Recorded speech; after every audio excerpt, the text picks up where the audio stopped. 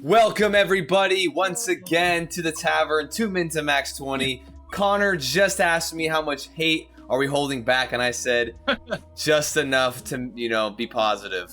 Or I guess which means all of it. I'm going to point out technically that means all of it. Nah. Tonight we're continuing the Unearthed Arcana that introduced the Bastions system, which if you watched our last video on it or were here last time, it's okay. It's okay. Good idea. Kind of poorly executed, but we're going to keep going through and just see if there's any redemption, see if there's anything cool, see what they got in store, and hopefully maybe we can figure something out. But at the very least, at the end of the day, if it completely sucks or whatever we come to the conclusion of, we have cantrips to look at, and those are always fun. So I want to say we left off down towards... after, I think, Gaming Hall, right? Gaming Hall. Yes, Gaming Hall is the last one we read. Yeah, so we're going to jump back in.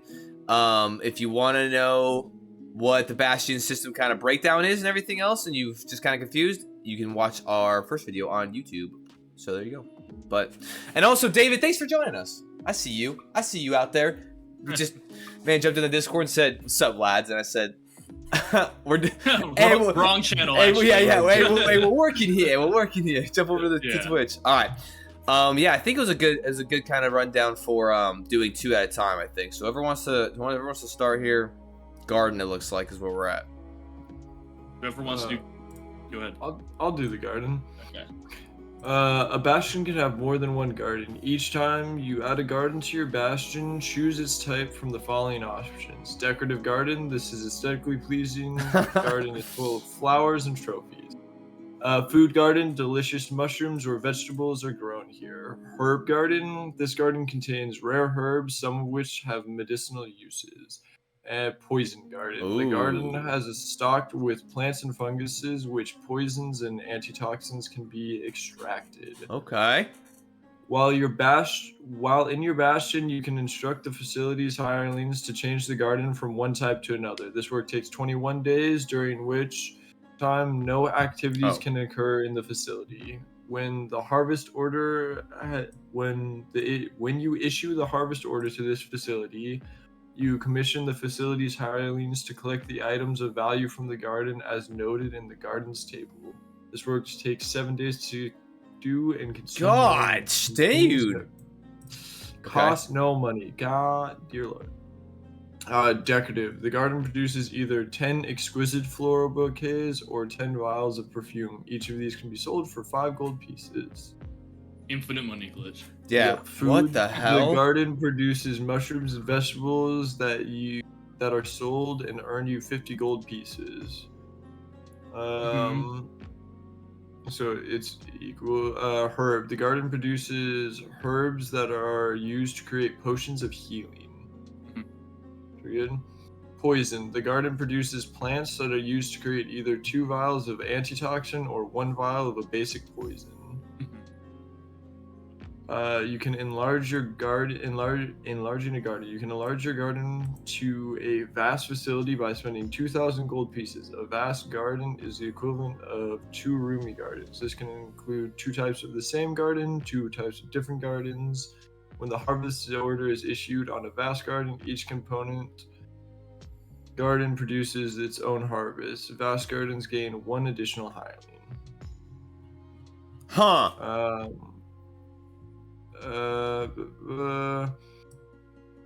Magic. Let's wait.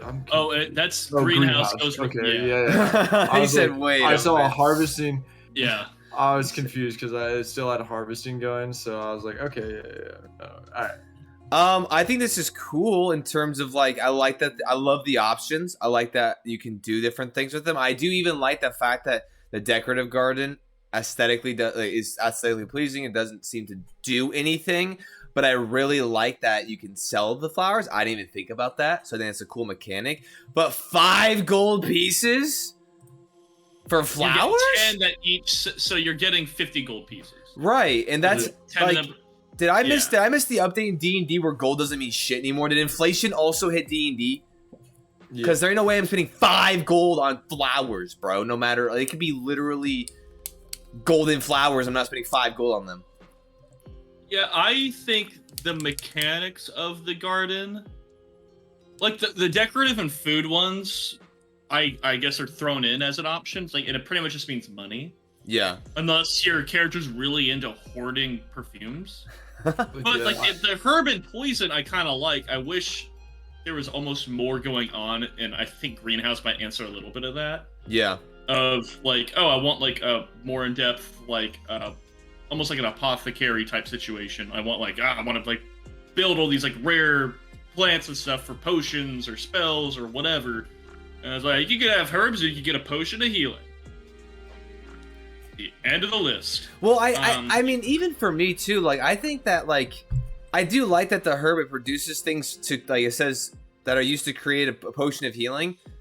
Oh, I guess it doesn't tell you that you get a potion of healing. It says they produce the herbs so that you can create it. So I guess it's not automatically implied that you're just getting it. Because I was going to say, I think it's, like, I think it's kind of weird that you have a garden and all of a sudden you're getting potions, but I guess it doesn't say you get the potion. It says you can use it to make it. So I guess then you could have the players roll or have to do things to do that. Which I think that's kind of cool. We didn't... There's no apothecary, right? I know, an apothecary type thing, though. We haven't That was the read only thing I was yet. thinking. I think it's alphabetical order. We have Demiplane. Oh, That's yeah, I guess. kind of the same. No, kind of like with the rest of the system, cool idea, kind of a weird execution, but I like I like the way that they're going with it. I think this was kind of cool. And like I also want to point out potion of healing also costs 50. So I think everything that's broken down there is going to be 50 gold. Yeah, and basic poisons too. And that's where it starts to lose me a little bit. It's just like the way that they have the increments. Like, this work takes 7 days.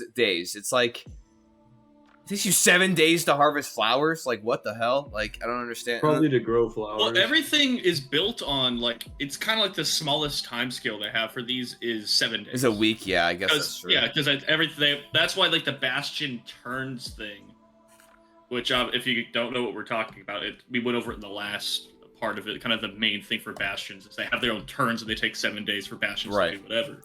And so like the smallest measurement they have is 7 days, so everything must take a week. Even something like Roomy, if we went over, it was like something like 20 by 20, and I might be overselling how big that room is. It's really small space. And if somebody took a week to harvest flowers from that room, I'm gonna kill them. I'm gonna get a new hireling and I'm gonna use them as fertilizer. Roomy is 16 squares is their area. So literally, yeah, you're telling me it takes like I would fire you. Oh, too far. That's kind of what I said. But silver lining, I think this is a cool idea, and I think that I like the idea. Yeah. I think at the end of the day, we just gotta look at this whole thing as an idea, and that we're gonna have to then build our own system because the system kind of blows, but the ideas are there. Can I tell you what I feel like that kind of just came to me as we're going over this? Be honest with me, bro. Be honest. Sure. I feel like most of what makes D&D really good is how freeform it is. Yeah. And this feels like it was designed by Bethesda. Like because it really feels like you build a garden that at some point you're adventuring the mountains and you just see potion of healing added to inventory. Yes. That's what it kind of feels like. It feels like you get married in Skyrim and then your wife's like, I sold some things, here's 50 gold. And you're like, it was a Bastion turn, I appreciate it. You know, it's like, it just feels very, like, obviously we're DMs and we flesh it out. Yeah. But just everything about this is so bare bones and seems like by how it's designed is to be so automatic. And so just, there's not a lot of free-formed in it. We have to like create something in this space. We have to like break this mechanic a bit to make it engaging. Yeah, and I mean, even then, I feel like kind of going back to what we're talking about with the gambling hall, just up ahead, we read it last time, but like you basically roll D100 and then you get earnings. I think that should be more of how this stuff works. Like decorative, like, I don't know, maybe add a couple more rolls into it and then just, you know, make it so it's not like, like you're saying, it's so set in stone, like you're earning 5 every time, 7 days, like clockwork. Add it to your inventory, have a nice day, and it's it's so shallow, like you're saying. But it's just a nice, like, okay, this happens after a couple days. Here you go. This happens. Like, I would enjoy it if when you went back to your Bastion, if you had a garden, they had collected a couple things for your garden harvest, and just whenever you revisit back home, like, after a certain amount of times, they do things and they leave them there, rather than like, oh, your bastion happens after 7 days. Yeah. I enjoy going back and like checking in. Yeah, and I think that like that is it's a good thing to note too. Is I guess in a way I can understand why they do it like this, only because you mentioned that, Logan, and then immediately I think of like the amount of shit that you would have to then like make sure. I mean, it just depends on the DM. Some DMs might be like, I'm not doing that too much. I'm already focused on everything else. Some DMs might be like, hey, that's really cool. I want to do this. But I do feel like for some of those DMs that are like, yo, this is just a lot of work. It could be difficult to be like, hey, not only are you planning the entire portions of the game, but now if this stuff wasn't so descript and so like kind of set in stone, then you'd have to then be like, oh, okay, now I have to figure out how much flowers your garden just got and how much that's going to sell for. So I think I can kind of understand where they're coming from with this. I mean, the 7 days and the Bastion turns, I think we all agree that that's just kind of stupid. So I think that you just get rid of that, and I think even if you just come back after X amount of time, and then maybe these tables came into effect, you know? So it's not like Bastion turns, but it's like, hey, you come back, and hey, you were gone for like a month. Then I can understand where like the garden then produced you 50 gold, pieces of stuff, or whatever it was, or a modified amount. Right. So, or a couple different, like enough herbs to give you a couple potions of healing or something like that. So... yeah, as a DM, you can definitely make it make sense. And I understand, like, here is a framework, so you don't have to think about it. I would just hate, which happens often enough, just in general in the player's handbook, is something said to the players it's set in stone. Yeah. Especially something like this, it just says this is what happens. Yeah. Like, it acts like an ability. Obviously, with something like this, it is UA, we can play with it, Players aren't expecting it because it isn't published yet. But, right. But I mean, I would even say, like, I think that a lot of this stuff, they should just, like, for simplicity, add a variable, like the gambling hall, right? Like, hey, decorative, you roll 1d 100, and that's how much copper or silver you get. Food, hey, you roll what, or even like a d10. Like, you don't have to always do a d100, but like if you're gonna do gold, maybe do a d10. If you're gonna do like silver, maybe a d100. And I think that would make it so it's still like a mechanic that you don't have to like actively think about as a DM. But you can just real quick, like, oh, you get, and like you were part of the table, hey, and you just roll a little bit, and you then tell your players. It's super quick to resolve, but it's not, hey, this is what you're always getting, like you said, because players are gonna be like, well, it says 5 gold, and you're like, that's stupid, like that's too much, or however you want to shift it, and then there's gonna be a point of contention because they think, that this matters. But I guess that's where have a conversation with your players before you even implement Bastions, because then imagine all of this for every single player, which is something I definitely think that like that's too much. Like, I think Bastions should have been introduced as a, hey, your group, it can purchase a Bastion. Here is XYZ. Here's a table of of land, of a castle, of a building. What do those cost? You build it, and then it breaks it all down. Not, hey, you get it at level 3. You get an upgrade. It's like, I wish they would have came at this whole system from a standpoint of money. This costs something to invest, not levels, not... Right. And for, real quick, I'll just go back up for those that missed last episode. Even, but like, investing money into it would, having all of this, like, oh, it gives you this much gold if you do this, or it gives you this much gold. Like, it would make more sense if you had to invest into it. Exactly. Because you're still getting a return eventually, but you're investing for some sort of material. Because at the end of some campaigns, man, you just like clear out a dragon's hoard and you're sitting on half a bag of holding worth of gold, and you're just like, nothing to spend it on. Or you could spend it on like a house. The house. Yeah, you have something, but now there's an actual system. But just a real cap for those who have not, just so that there's a little bit of context for what we're talking about. Basically, last episode, gaining a Bastion, your party, actually no, not even your party, your players, a character acquires their Bastion at level 5, and it progresses. And so everyone's character, they can opt out of it, but if they want a free homestead, at certain levels, they get it, and then as they progress, they get access to more things. Bastion turns, like Connor said, once every 7 days to get a turn, etc., etc. But don't even get started us on battle pass points. We're just gonna pretend it never happened. Yeah, battle pass points are irrelevant. But anyway, I say let's keep going. I don't want to beat the shit out of garden too much. Let's keep cooking. Don't worry, we're changing it up. You want to do the second one, Logan? Greenhouse.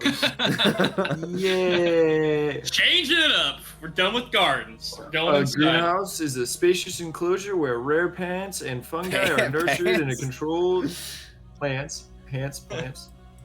controlled climate. Rare One pants plant and fun guys. one plant in your greenhouse has 3 magical fruits growing on it. Any creature that eats one of these fruits gains the benefit of the restoration spell. Ah, yeah. Fruits that aren't eaten within 24 hours of being picked lose their magic. The plant replaces all fruits daily at dawn, and it can't be transported without killing it. When you issue the harvest order on this facility, choose one of the following options. Harvest healing herbs. You commission the facility's hireling to create a potion of greater healing made by the healing herbs, or you do the work yourself. The work takes 7 days and costs nothing. Harvest poison. You commission the... Put your hands down really quick. I'm not done reading. You commission the facility's hireling to extract 1 application of ingested poison from the rare plants or fungi.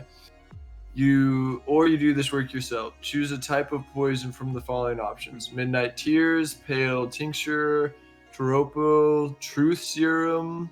See the poison in the Dungeon Master's Guide section for each poisonous effect. Once this is harvested, poisons can be contained in the vials. This work takes 7 days and costs nothing. Now you throw your hands up in protest. I'm shocked. First of all, I didn't even know the Dungeon Master's Guide had poisons as a list. I didn't know that they actually listed those out. I did find that out, unfortunately. Oh. Gotta love it. No, I just think, I mean, I don't want to keep just repeating ourselves, but like I think it falls into the same category. I think it's interesting that you just I find this is where it starts to break for me. Like, everything costs nothing.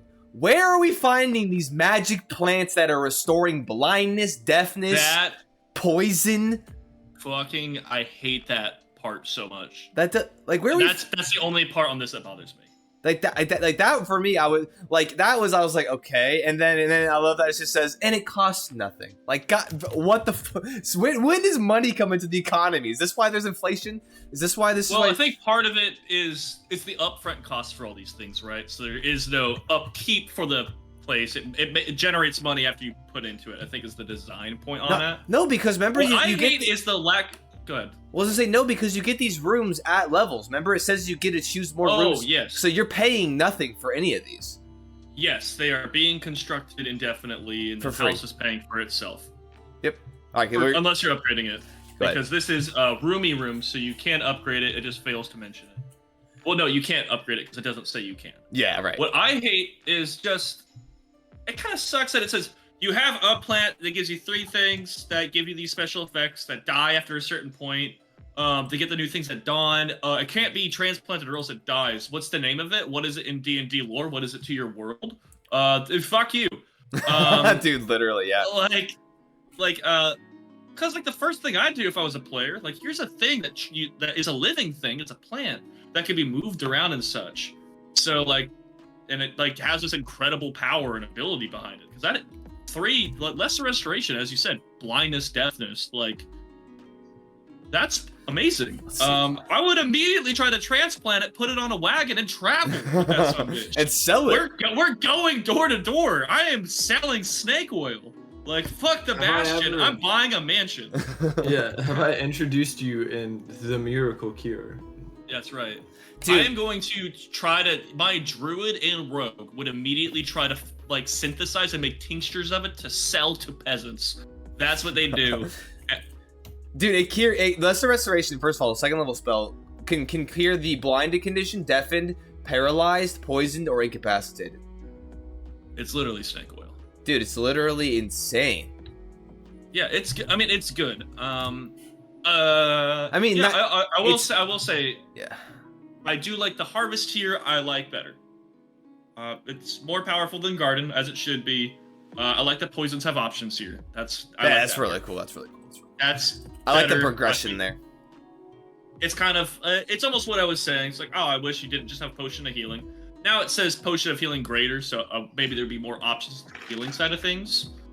But D&D doesn't really have that many potion No, it does. It does have a lot of potions. Oh, I That's the homebrew reason. so many Okay. potions, dude. I have like a billion. Yeah, dude, same. There's also, I found a list of like a bunch of potions that was really good that I was using for a while because one of my characters was doing a bunch of alchemy, and I like worked out with my DM at the time. I was like, are these good for me to use? And I'd go through and I'd like pick them because it broke them down by rarity, which was really nice. Nice. Yeah, so perhaps as a DM, you could plug in and play that in healing herbs if you want to try making it more interesting, making it so it sounds in any way better than picking poison every time. Like I think I would. Aside from the magical tree that should inspire religions. Yeah, I mean, Dude, like, dude, every single day a fruit grows on that bitch. Three! You can take all fruit, three of bro. them. They go away at dusk, like that they lose power after 24 hours. But the tree doesn't grow after 24 hours. It's every day at dusk. So like it's like trying to track like orbital velocity of like what is it rotating? Like what's happening here? What are these? Like there could be simultaneously a magical fruit and 3 magical things on the tree. So at one point, all 6 of these could have power at the same time. Like, I'm just saying. Well, I'm just saying. Religions. Hey, I also like to state that the prerequisite for an arcane study, which makes it so you can craft an arcane focus or a book, you have to be able to. Prerequisite ability to use an arcane focus is a spellcasting focus. That like you can't make books until you have that. Prerequisite for this greenhouse where you can have a magical tree that creates these crazy fruit. Prerequisite Level 9. none. Level 9, baby. None. That's it. Prerequisite, You got to level 9. Congratulations. I'm not gonna lie.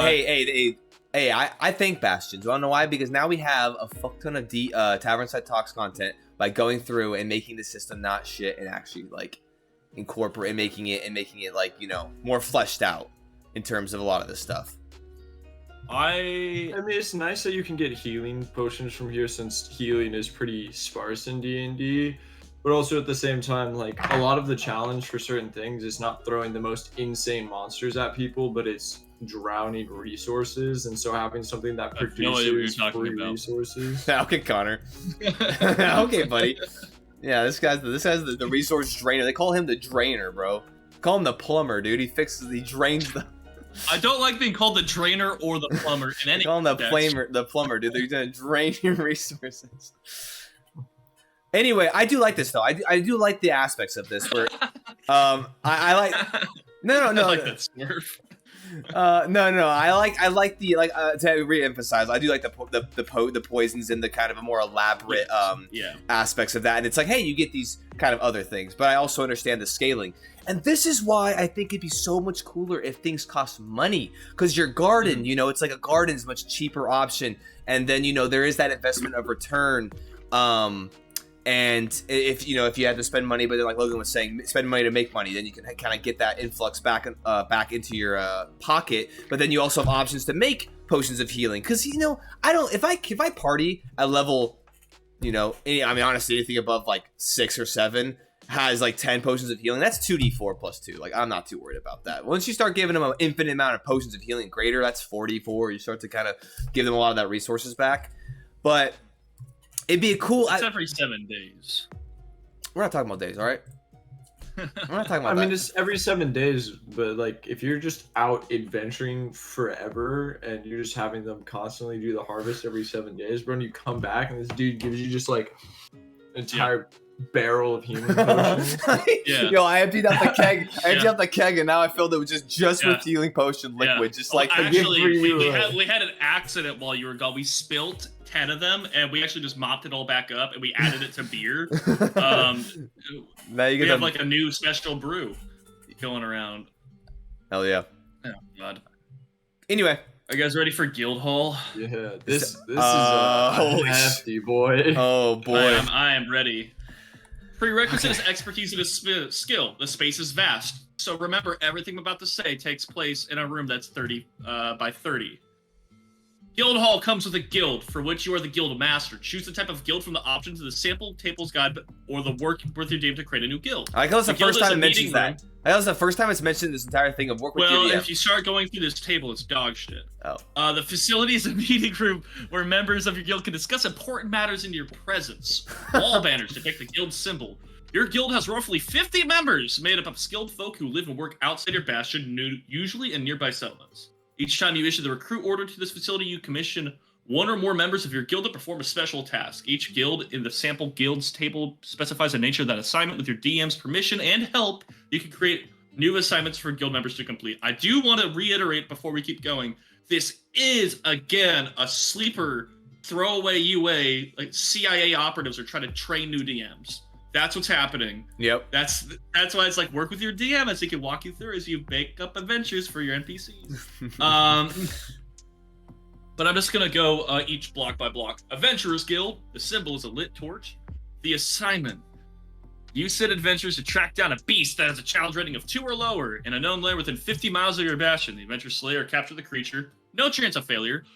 Slayer capture the creature, your choice, and 1d6 plus 1 days. First time it hasn't been a solid week.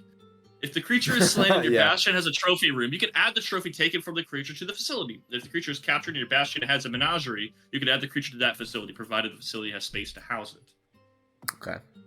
Baker's Guild. If you are getting a Baker's Guild, you're a fucking real one. I will emphasize. Hold on, let's go and emphasize. This is technically a level 17. This is like end game. Like this is like when you guys are them. Okay, continue.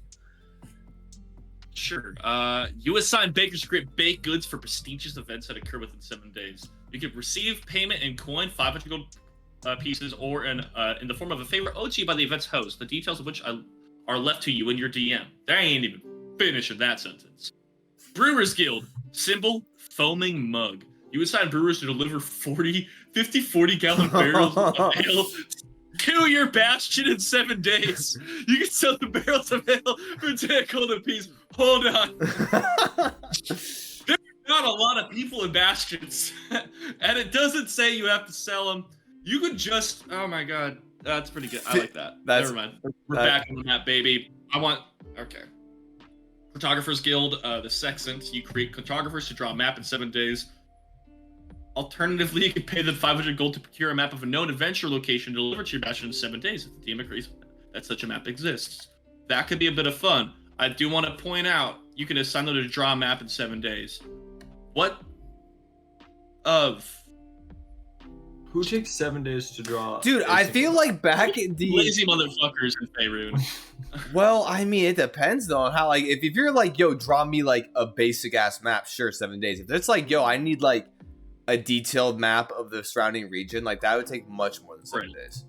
No, for sure. So in my mind, because again, this is a vast facility for a league of 50 cartographers. Well, that's true. Holy, yeah, I guess that's a good point. For every, they all got a corner of the map. They all got a corner of the map, and they're just like, they're just. I'm imagining it's like you're meeting with like the leaders of it and like making the map. If you're like making a map of area that doesn't have a location, maybe they have like 30 of those bastards are out in the field with fucking like notes and stuff, sundials, and just going at it, rather than just like you have an exploratory group and you have a like actual group writing it.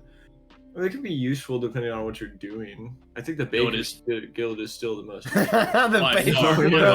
Mainly because it's the first time it specifies you could get money or a favor, and as we all know in D&D, favors are plot hooks and story events and resources. Yeah, they're really good.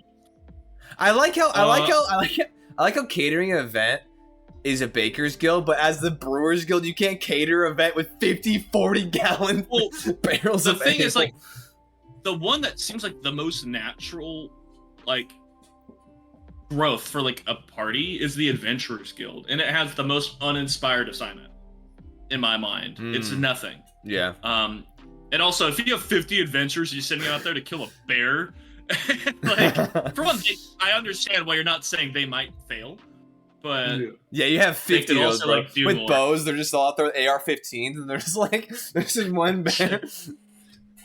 I like that.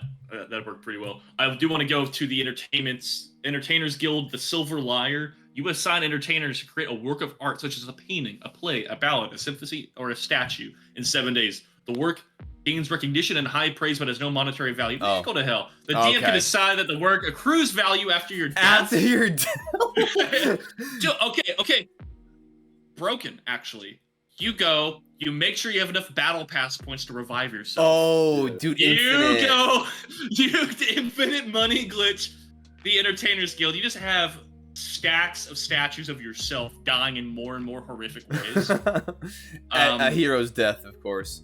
I was really excited. I thought Entertainers Guild would sound a lot more like Bakers. Oath of Glory. And Dude. Okay, hold on. You like go make a pact with an ancient red dragon, and you tell them, hey, terrorize this place. I'll come pretend to kill you. Then I'll make a shit ton of money off my statue. I'll give you some of it. We'll move town to town and keep doing this.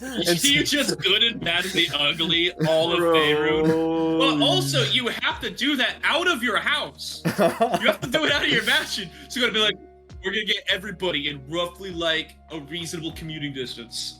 Exactly. No, the dragon will fly you. The dragon will fly you to the next location. Right. Yeah. And then you also use the more battle pass points to spread favor and heroism. Oh yeah. About yourself to get more value on the trophy. I like this. There's no way this goes wrong. I like this a lot. Oh, Jewelers Guild, the Golden Ring. You assign jewelers to craft a gemstone or piece of jewelry worth no more than 1,000 gold.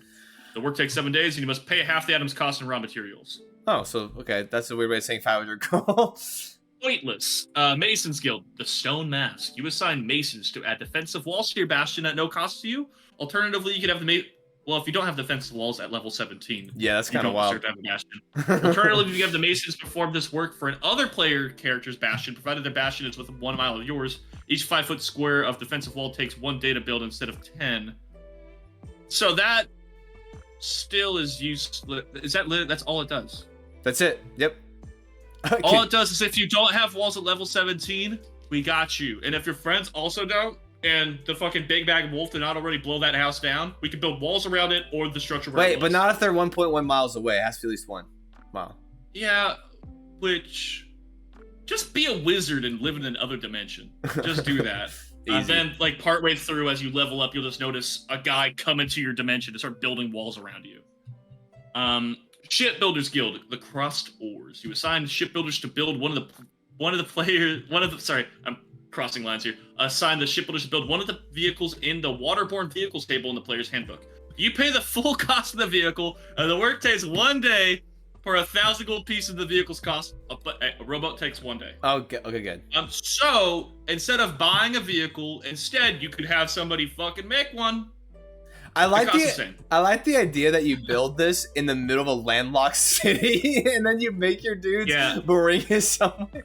Well, what you could do is you could Noah's Ark it and just be like, it's gonna rain a lot. You just don't know it yet. We're in a valley. Don't know if you noticed, and just hope the DM takes the bait. Well, you're level 17, so your druid can just make it rain in the area until everything floods, and you drive that bitch back to the water.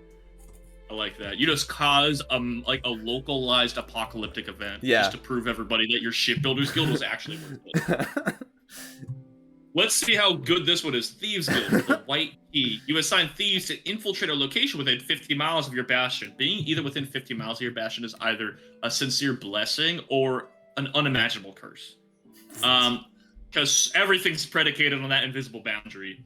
And steal a non-magical object from it. The object can be no bigger than a 5-foot cube delivered to your bastion in 1d6 plus 1 days. A white key is left in its place. The DM may decide that its activity leaves you at risk of retaliation from law enforcement or the victim. Then why would you leave the key? That way you just don't leave the key. Problem solved. It's a calling card. It's like, obviously you just kill somebody. I can be your calling card. Leave a dead body, and then you're good. It's the Thieves Guild. I noticed they didn't have anything with the Assassin's Guild. D&D's like, we're gonna pretty much steal from Skyrim, but we're not gonna do that one. Can I copy your homework? Sure, but don't make it look too obvious. Don't make it too obvious. Yeah. Add a Baker's Guild and make sure there's nothing for mages. Oh yeah, there is. Again, that is there's weird. nothing for mages. There's also nothing for religious players. There's nothing for like clergy. Yeah. Weird. Once again, cool ideas, but I don't like any of the assignments aside from Baker's Guild. I mean, yeah. Cartographers, as we said, you could get something. I love the Brewers Guild one. That's awesome. Brewers Guild, it's funny. It's funny. Why I like it. Yeah. Because it doesn't say. I want to point out, it doesn't say it's good, which I really like. Because everything else is like they either succeed at their event, they make a good map, they deliver prestigious events of baked goods. Like, dude, they gave me some fucking ale. Here's the amount. Like, is it good? It might be for Loco. We didn't check. All we know is there's liquid in barrels, and I'll get you fucked up. It's It Mike might be Hard ethanol. lemonade. Bro, I like the Entertainers Guild, man. I like the idea of playing an Oath of Glory paladin, dying in the craziest ways, and then getting revived. Yeah, I think Entertainers Guild, I think we all like, because as DMs, we're just finding ways to break it. Yeah, I think setting that aside, it is dog shit. Yeah. Unless I you're don't think playing, any of these you're playing a very guilds are a type of character who's like very like almost nihilistic about himself. It's just like, yeah, it's like I'm just gonna be super edgy and depressed. Yeah, and it's just like all these paintings are made. I do want to say, you asked them to create a work of art. The work gains recognition and high praise, but has no monetary value. They can decide the work accrues value after your death. You're just the sponsor. Yeah. You're not the guy painting. You also don't need 50 motherfuckers to decide on an 8x11 fucking. Every time you die, I you want have a to get a new tower armor set. on a dragon. That's a good point. It has no monetary value, but you could be like, make me the most elegant +3 plate. That'd be fantastic. If I could get +3 plate armor for my boy, preferably in the paladin size, that'd be great. Well, I think, but artistic. Well, I just think it's funny with the which one is it? Wait, which one is it? Oh, Entertainers. I like that. I like how you create a work of art. The work gains recognition and high praise. Like there is like people will love it. Like that's part of the guild. Yeah. You have 5 artists, 45 people going gaslighting everybody in the city to be like, if you don't like this, I'll break your knees. That's the real thing. I do like that part because some of these you do not need 50 people. But hey, some people work in the shadows. Yeah, people making this. You don't need 50 fucking thieves, but you do need 40 people just locating fucking white keys for some point. You need us corner the market on those motherfuckers. Dude, I'm not gonna lie. Though a lot of these rooms are pretty just mediocre, the entertainment is just like is there though. Just reading this shit and just being like, what the?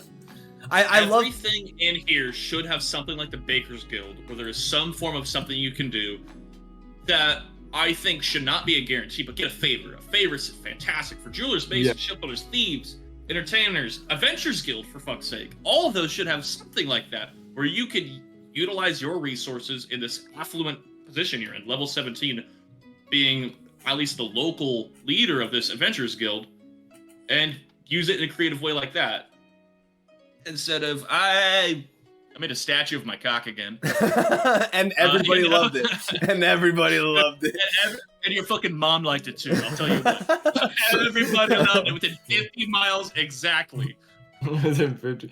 Yeah, that's also weird that it's always like within 50 miles exactly. Like I understand that like your bastion only has influence to a certain area, but why not say neighboring region? Why neighboring region within the area?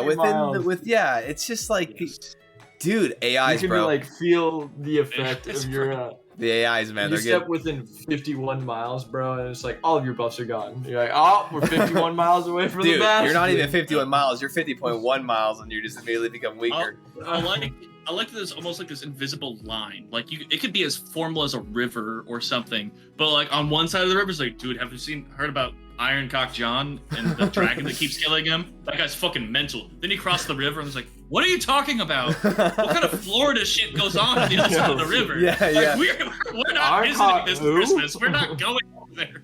We're not going to your city, dude. There's too many penis statues and people dying heroically in the dragon. What do you mean you have 7 different post-mortem cock statues of the same guy? I need you to explain that to me. And then they do every time because everyone's you're using your battle pass points. You're getting your value up. We're getting don't get your funny up, get your money up, my guy. I'm gonna quickly go through laboratory. I just really like that you could also just create literally like a circus of animals. Like you could either kill the beast, the challenge rating of 2 or lower, or you could just create a menagerie of just endless creatures. I did briefly go down and read Menagerie, so we'll get there. That's another facility.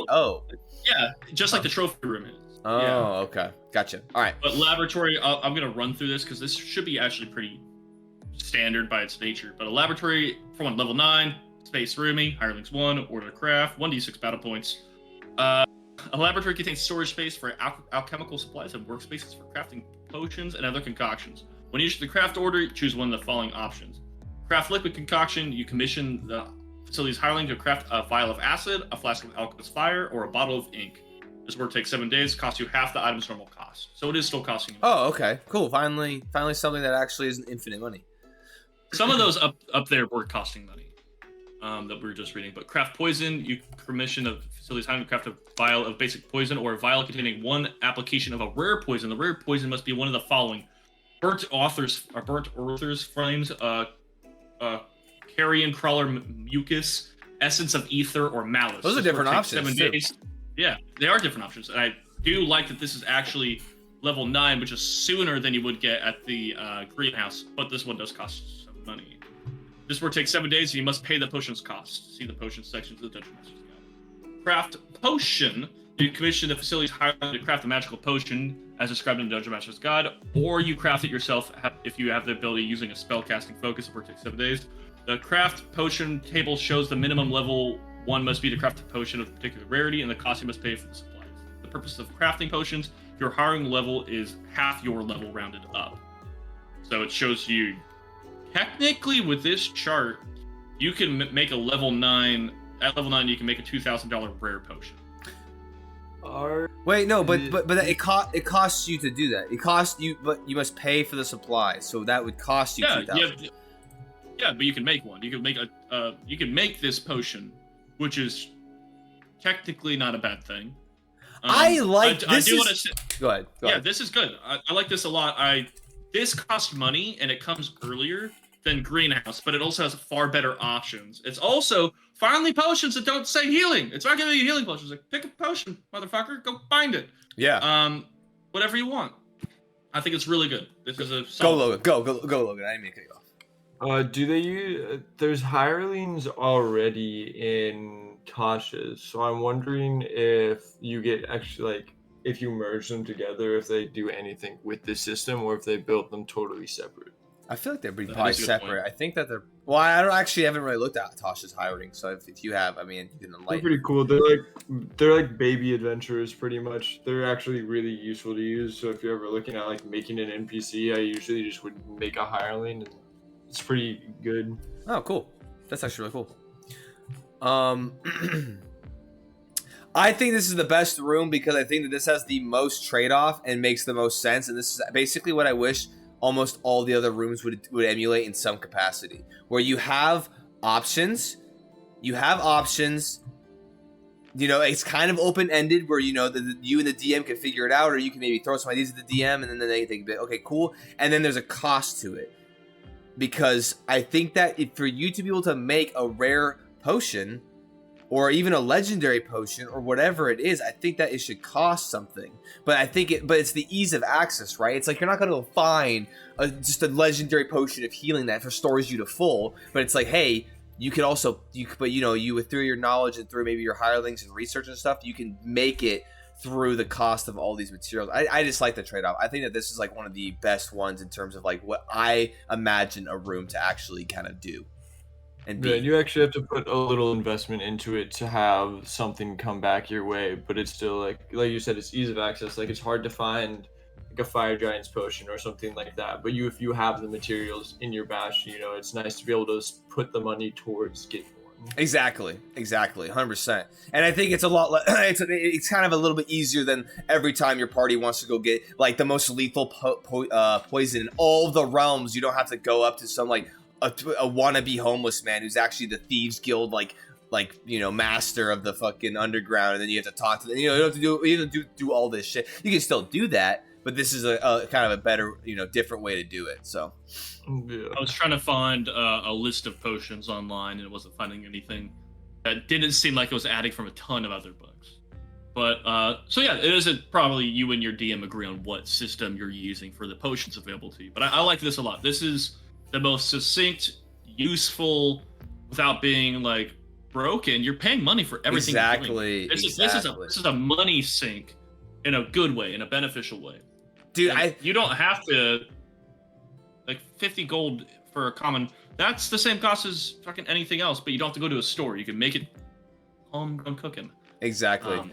I literally think that if all of the rooms had more of like a probability to it, and it wasn't, this whole system wasn't rooted in just like infinite money glitch like this is essentially not an infinite money glitch. It's like an ease of access, a cool way for you to get like very powerful resources. I think that this whole system would be a lot better. So hopefully maybe we can see a couple other things like this further on.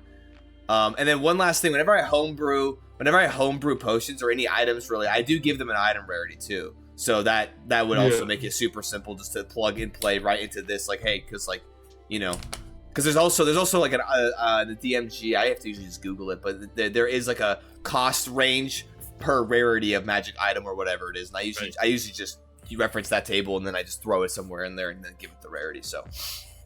Now, I'll go as far as to say this, for the only thing I would change about this is I would half the cost for the craft potions still. I think it was half the cost here.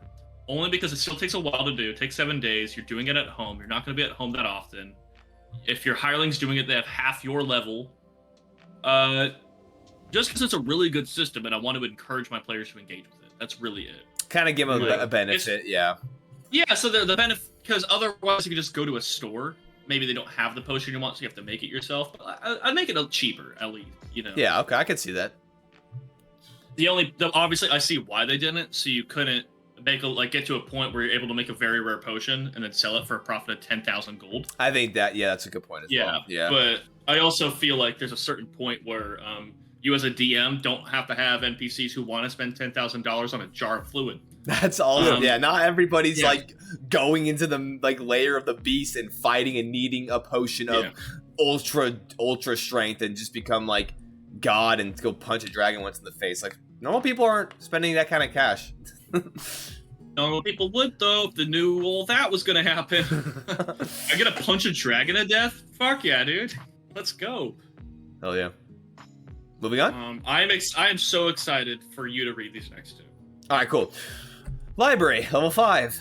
Prerequisite none, space roomy, hirelings 1, research is the order. This library contains a collection of books. This seems like the other thing. Okay. This library contains a collection of books plus 1 or more desks and reading chairs. When you issue the research order to this facility, you commission the facility's hirelings to research a topic, or you do the research yourself. The topic can be a legend, a known event or location, a person of significance, a type of creature, or a famous object. The work takes 7 days. When the research concludes, you obtain up to 3 accurate pieces of information about the topic that were previously unknown to you. The DM determines what information you learn. I actually like this a lot. Love it. I love this a lot. I think this is good. This room is just insight. This room is just inside the room. I love it. It's just like insight. It's history. I like it. Story hooks throughout with like stories of wherever you're trying to go. Like, I mean, you can start putting like useful things in there. Say they're fighting a monster, and just like somewhere in a book that they're reading, something about that monster comes up.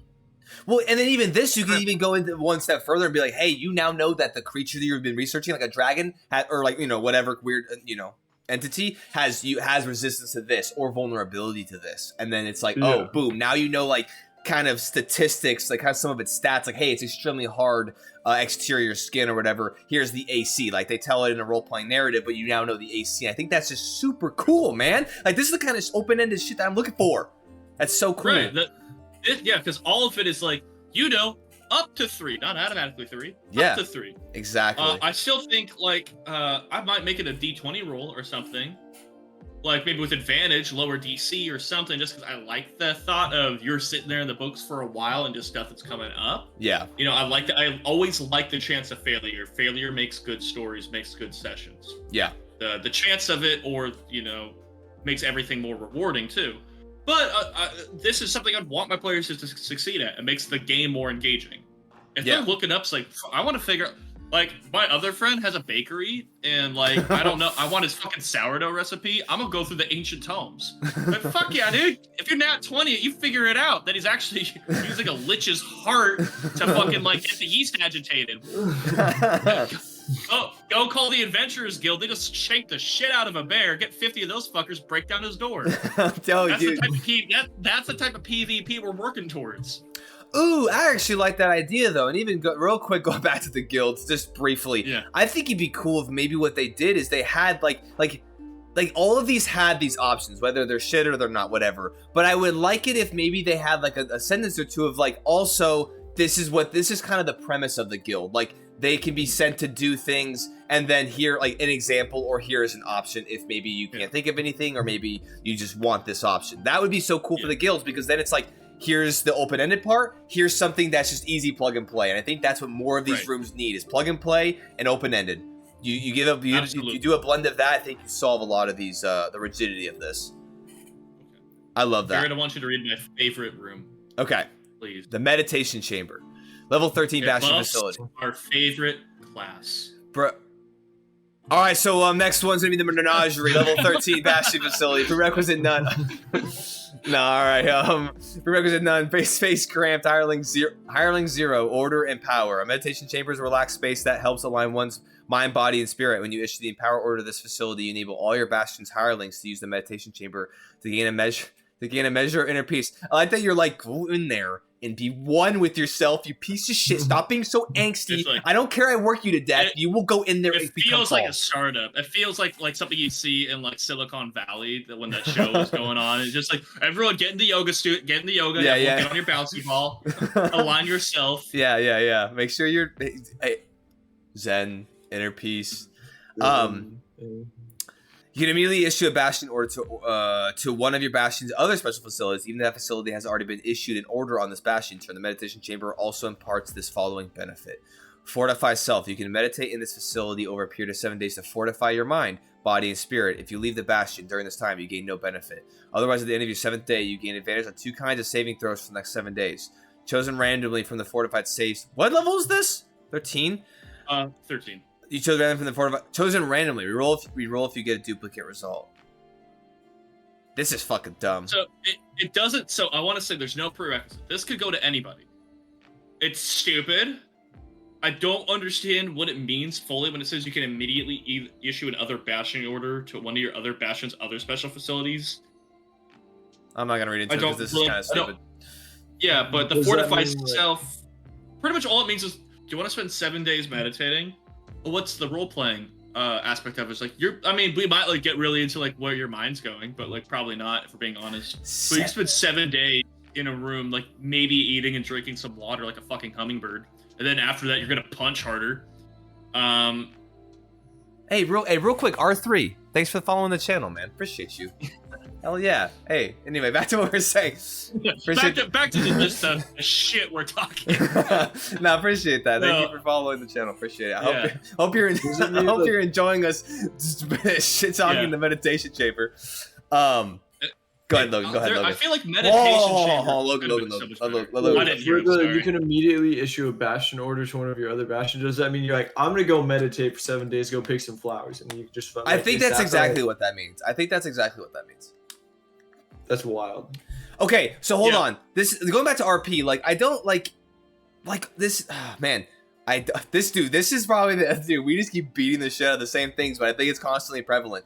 I think that this would be really cool if this was a roll, and first of all, 7 days. Holy damn! Like, make it like a day maybe, or like you spend like a long rest or something. I don't know, but you don't. Yeah, the smallest measurement 7 days. Yeah, no, I think that's insane. But I think like. Because let's just move on. I don't even want to talk about this. Let's go. You don't? Well, you had an idea for it, or? Well, I just think that it should be like a random. It should like D1 to 100 while you're meditating. Takes a day or whatever, and then maybe you get temporary hit points. Maybe different things happen. Maybe an RP scenario comes up. Like maybe you like you find peace, and then like it gives out like we're saying open ended like. Maybe not like a D100 table, maybe a D10 or something, a D10 table of what happens, and then you get certain benefits, and it's not just like, oh, you get saving throws, it just happens, all your hirelings are now just like super stress free. It's like, I don't like, it's too rigid for what this is. I think this is a cool idea. I kind of like the concept. Even the concept's a little but I like the thought of it. I just don't think it should be. The inherent problem with meditation chamber is, by its nature, it is a singular task involving one or few people. Yeah. Like, meditation is entirely an inward thing. You know, you're not sitting there just like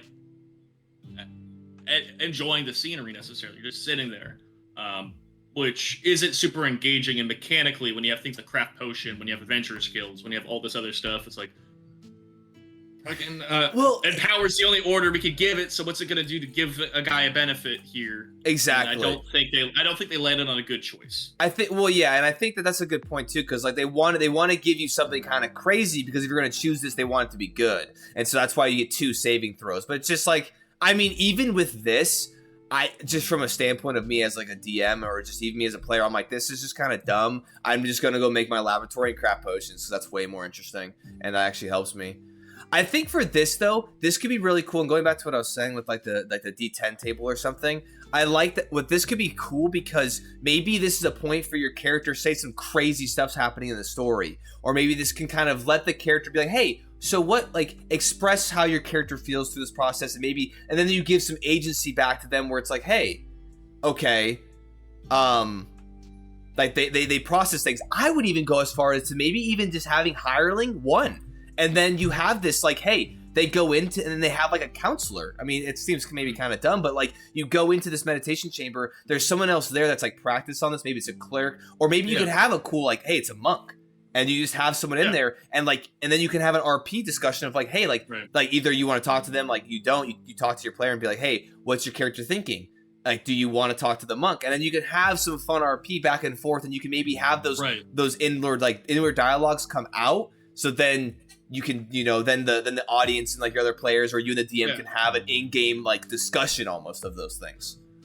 You know what immediately came to my head was when you're kind of talking about this, having the RP discussion, having, for one, a hireling in here. Yeah, have an NPC in here, but also like a meditation doesn't have to be meditation. It could be like, personal like fulfillment, personal like growth. And my mind immediately went to, I didn't watch Critical Role in itself, but like Vox Machina, when Grog gets his ass beat by the fucking monk there to teach him about just have the monk there, just be quiet for the wizard. He goes and talks through like kind of talks through him and kind of explains his inner workings. For the fighter, maybe they go through histories and stuff. For the barbarian, they beat ass in there. They just fucking throw hands for a minute, and then they're my first thought was don't have fortified saves, just give the person like inspiration once, or not inspiration, but bardic inspiration once a day for 7 days. Yeah, they can draw it. It goes to everybody. Yeah, they draw that out through their like their self-reflection. Yeah, that's really cool. Yeah. That's a good idea. I like that a lot. I'm looking for the meditation chamber in Star Wars 5e because I wanted to look at them side by side. Right. Dude, pull it up. Yeah, pull that up. Yeah, do you know where that is? Because I'm looking through Starships of the Galaxy and I can't. Also, Connor, Starships of the Galaxy is hard as fuck to find. I meant to actually preface that too. If you wanted to have the Star Wars 5e up for this one too, since we're going through the majority of the rooms, feel free to compare these because that can give us a lot of inspiration on how to. Well, here, a meditation chamber. For anybody who's unfamiliar, Star Wars 5e, they have a similar system similar to Bastions, but really starships are very modular. Obviously, their mechanics are different. It's not a house in one area. It's a flying ship that has hit points, shields, its own actions. It's an involved thing, but you can change around suites. And one of them is Meditation Chamber. The suite comes with a number of separate unique chambers equal to 1/4 of the ship's suite capacity size, minimum of 1. That's a whole mechanic that they deal with. When a Force caster completes a long rest involving this suite, they gain temporary Force points equal to their Force power maximum level, plus their Wisdom or Charisma modifier. So that's a huge boost to them. That is not a small thing. It's also a long rest. Those are spell slots, right? Or is that different? Yes, those are fucking spell slots. Yeah, that's great. It's a lot more spell slots. When you would spend a Force point, when you have a temporary Force points, the temporary Force points are spent first. All temporary Force points are lost at the end of your next long rest. Additionally, it's not done. Additionally, each chamber is equipped with an integrated Artificer's implements. When making a check with these tools in a meditation chamber, you could add your proficiency bonus to checks you would make if you're not already doing so. If you already have proficiency to checks you make, you instead add double your proficiency to the bonus. If you already have double your proficiency to the checks you make, you instead add half your governing ability bonus rounded down to a minimum of +1 in addition to your ability modifier. Star Wars 5e has a lot of systems, and that's why I add so many words to it. But the point is, when you would make this, interpret that for me. Interpret that for me. Yeah. So what it's saying is, it has artificer's implements. So when you're using tools there to kind of like go, pretty much in this case, going through like lore of some ancient thing, like the history of it from like in this case a Force standpoint. Yeah, this is giving you proficiency, and if you already have proficiency, it's giving you it twice. If you already have it twice, fucking add more. Like if you had a +4, you're probably walking away with a +9, because that's how this system works. Which is that's the way that system goes. It has a lot of things that give bonuses upon bonuses upon bonuses. But just minusing that, I like that it has two things. One, very passive. It gives you extra numbers if you do a specific thing with it. Because it doesn't have bastion turns. It has you walking around and living in it. Yeah. And if you choose to go into that room and engage with it in that way, there's a mechanical reason to do that in that room instead of another room. But also, if you take a long rest involving that room, which a lot of those little suites have, yeah, you just have a lot more fucking spell slots. And that's really good. And the reasoning that it's so powerful is because the room's really expensive. That's it, just money. Bringing the money back into it. Where like the more money, dude, you're dropping $100 grand or 200 grand. It's like that, you know, that's where I can understand where things would, you know, where you can add a lot of those things. But I do also like with that, even that, it's a very specific, like, hey, if a spellcaster goes into this room, does it, then they are enhancing their ability. Like the meditation chamber in this Bastion system, it's just as weird because it's like anyone goes in there and you just become enlightened, and then now here, boom, it's like the meditation room in Star Wars 5e. It's cool because like it's a specific kind of thing. Yes, it's an intentional thing. It's giving you a very, in its own way, it's giving you a very specific bonus, but it's also spell slots, and as we all know, that's the most open-ended thing in the world. Yeah. You can do whatever you want with that. Exactly. All right, well, I think let's go ahead and shimmy on down to Menagerie here. Unless anyone else has anything, I think we're good on that. No, I think we beat Meditation Chamber to death, and then brought it back and beat it to death again. Like, not in a bad way, but just like, yeah, I think we all kind of agree with how we feel on it. I'll happily read Menagerie. It's level 13, per excellence none. Hirelings 2 orders recruit. The Menagerie keeps various creatures in enclosures. Multiple creatures can be contained in the same enclosure if those creatures would get along normally. How do you determine that? Vibes. When you issue the recruit order to take this facility, you commission the facility's hirelings to add a creature from the Menagerie creatures table to your Menagerie. The recruitment takes 7 days and costs you the amount listed at the table. Again, as we already covered, your adventurers, when you get to level 17, can beat the shit out of a brown bear and bring it over. The hirelings make sure the creature is properly looked after, meaning they patch the wounds done.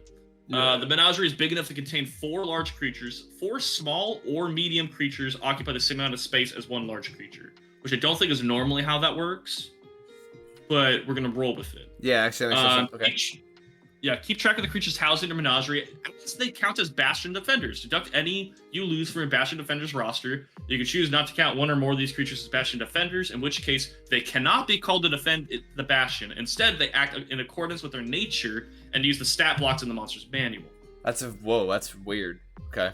So pretty much, because Bastion defender is like a whole thing that you don't participate in. It is like a random, like 2 die roll type thing if you think it's attacked, and you just like subtract numbers from a tally board. Yeah, is all you're doing. Yeah. So if you don't want your fucking crocodile to be involved in that, your crocodile instead is just chilling. And then if you're there and you get attacked, technically your Bastion defenders aren't supposed to help you, but your crocodile is going to chop some ankles. Hell yeah, chomp ass. I do want to point out the most expensive thing here appropriately is the giant scorpion and the owl bear. But I also okay, I think there's a little bit more. Go ahead and keep reading. Yeah, at the DM's option, you can add different creatures than those shown in the Menagerie. The cost of those creatures depends on its challenge rating, as shown in the Menagerie creatures by challenge rating table. Only beasts and some monstrosities with DM's approval can be kept in the Menagerie. It goes all the way up to level 3. Okay. So let's see. When you issue the recruit order, you commission the facility hires to add a creature from the Menagerie. I like how it just says they add it. There's no like the brief sentence of like go out and they will retrieve it or find it and bring it back. It's like they just add it. They just shove that. I like that this is the most Tiger King shit. As you're just sitting there kind of scrolling away, then you're like, I want a boa constrictor. And they're like, okay, let's go get one. Fuck, give us a week. Like, you can't have kobolds in your Menagerie. I was checking if they're beast or monstrous, but they're humanoid. No, you know, hey, DM's discretion. I also DM's discretion. I also want to point out, a Menagerie keeps various creatures in an enclosure. That is the end of the description and discussion. on how moral or ethical this looks. Is it a zoo? Yeah. Is it a prison? It's a prison. Is it like a nature enclosure? No, it's a prison. What is it? It's an internment camp. It's an open area and King of the Jungle. Sharing space with the garden you planted. No. And all the tigers and boa constrictors are running around the flowers, just fucking downing your hirelings left and right in their natural environment. No, Connor, I'm harvesting these creatures for their parts to make potions. That's what I'm doing. I understand. Yeah. I was trying to help a little bit. No, I don't like it much. You get a velociraptor, you throw it in there with the tiger, and then you have people bet. Oh, dude, the gambling hall with the menagerie. Multiple creatures can be contained in the sim enclosure if those creatures would get along normally. No. According to the rules, you can't do that. The gambling hall has the fight ring, and then the menagerie's in the back, and you bring them out. I like that. So if we make the best possible bastion, I think what we do is we have obviously I think when we get down lower, we have pub. Dude, we have the gambling hall pub. You have this going on. You also make sure you get the laboratory and start making drugs. That's probably a potion somewhere. No. You get the magical fruit. You get the magical fruit. No, you have to get the magical fruit to hand out to After your tiger gets mauled half to death, you use all your battle pass points to bring it back to life, and then just do the fight again. Well, speaking of dinosaurs in D&D, has anyone ever actually used dinosaurs in a campaign setting and/or encountered them? Because I never have. I passed them in the player's handbook, and I'm like, man, that's cool. And then I continue on. I've never. Not yet. Now I am. Next arc, kids are going prehistoric. No, I've never used them. I used stats for them before. Oh, okay. But they weren't the dinosaurs. I don't mind the menagerie. Okay. I don't mind the menagerie, and the reason why I don't mind the menagerie is because it is not like the recruitment takes 7 days and costs you the amount listed. If it has a cost amount, I don't necessarily mind it because then I feel like we've said, it's a resource exchange, right? And I think this could be a kind of a cool way for maybe some like interesting, like not necessarily a zoo, but maybe if like your party wanted to do something in the realm of like maybe like exchanging animals or getting like these kinds of creatures or doing something, maybe starting a pound. You could adopt your constrictor snake or a dire wolf or a giant scorpion for the little girl that wants one, whatever, you know. I think it's, I mean, the fact that it's not just like you issue the recruit order and they go find you a giant scorpion for free. I do like that. I want to point out one thing here.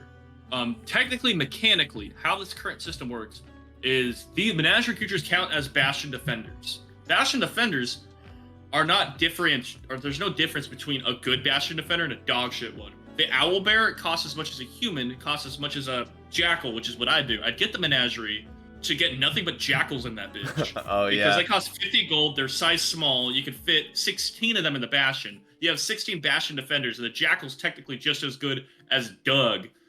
And if you lose jackals, you just get more. Yeah, that's not very well thought through. That's not. But I mean, honestly, we'll see what the whole bastion defense is and stuff. I really am not worried about that portion because I'm just like, I'm probably gonna redesign some of that stuff anyway. So, Jackal's challenge rating 0. Well, now he's just as good as a guy. I mean, maybe he is. And also technically an owlbear. Based off the Bastions rule. But I'm ready for Observatory if you guys are. Logan. Oh, I can read it. I read just one Menagerie. Well, I think you cut Logan's turn altogether, right? Because then Logan start and then I went. Oh yeah, but I swerved in front of him and cut him off, and I was just gonna stay in front of him. And then break check him, and then break check his ass, and then just like crash into him, and the guy's a massive wreck. All right, cool. No, I got Observatory. I'll hop back in here. I see. Okay, go ahead. Oh yeah. I see spells. What he's doing. All right, read it, dude. Give me a second. He's charging his abilities. Fucking roll for it, dude. Ability uses spellcasting focus. Space roomy. Hireling 1. Order. I don't care. Empower. Situated atop your bastion, your observatory contains a powerful telescope aimed at the night sky. You can use your observatory to peer into the far corners of the wild space and astral plane, if not the heavens. Whenever you spend an entire long rest in your observatory, you can cast Contact Other Planes once within 7 days without expending a spell slot. When issuing the Empower Order on this facility, your facility's hirelings explore the eldritch mysteries of the stars for 7 consecutive nights. At the end of that time, roll a dice. If the number rolled is even, gain nothing. If the number rolled is odd, an unknown power is bestowed upon one of the following supernatural charms on you or another creature of your choice. Charm of Dark Vision, Charm of Heroism, Charm of Vitality. All of these can be described in the Dungeon Master's. I kind of like this. Love that. I kind of like this a lot. I really wish it could go wrong. I wish there was instead of if you roll even numbers and nothing happens, I think since they said the Eldritch Mysteries of the Stars, I think some Eldritch horror shit happens here. I was not ready for Observatory to kind of go hard. Yeah, I like the idea. I like the Observatory. I like the idea. We have a big ass telescope on it. It's like, all right, do you want to stare into the wild space, the astral plane, or at God? It's like, what? What? Do you want to contact other planes? There's a phone connected to your fucking perv glasses. If you want to keep at angels, okay. You can also call them up unprompted. I would just like to say I have literally never in my 10 years of playing D&D knew Contact Other Plane was a spell. I did not know that. Oh, really? I never knew that. Also, and then I didn't know that, so I'm gonna read it out loud because I never read the spell. So bear with me. You mentally contact a demigod. Done. The spirit of a long dead sage or some other mysterious entity from another plane. Contacting this extraplanar intelligence can strain or even break your mind. Okay, so here's some negatives to this. When you cast this spell, make a DC 15 intelligence saving throw. On a failure, you take 66 psychic damage and are insane until you finish a long rest. While insane, you can't take actions, can't understand what other creatures say, can't read and speak only in gibberish. A greater restoration spell cast on you ends this effect. On the successful save, you can ask the entity up to 5 questions. You can ask your questions before the spell ends. The DM answers each question with one word, such as yes, no, maybe, never, irrelevant, unclear, if the entity doesn't know the answer to the question. If a word answer would be misleading, the DM might instead offer a short phrase as an answer. That's hilarious. So in essence, it's like calling your parents. Oh, yeah. Yeah. You go insane if it goes wrong, and they're only answering in 1 or so words. Any important questions? You need greater restoration, which is good, because if not, you could just hop over to your garden and get your whole I was thinking that too. If they said lesser restoration, I'm like, infinite glitch. Infinite glitch. I got 3 of those bitches in a basket right next to me. You have your hireling just ready, just primed to jam that shit in your mouth. Yeah. I also want to like, imagine, you might have thought like, oh, it's like a nice little Marion bear. I'm imagining like a fucking like dragon fruit, just I'm imagining the fattest like golden glowing fruit known to mankind. Yeah. And it just tastes weirdly of tuna. Like you gotta eat it all though, or the spell won't work. I like that.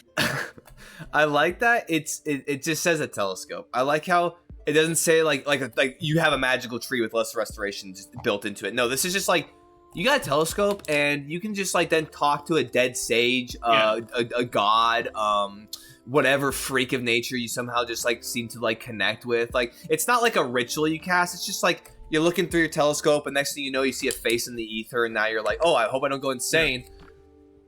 I think the only thing that I would like to say about changing this, or it really is more of your DM's dependent as far as like what your world looks like.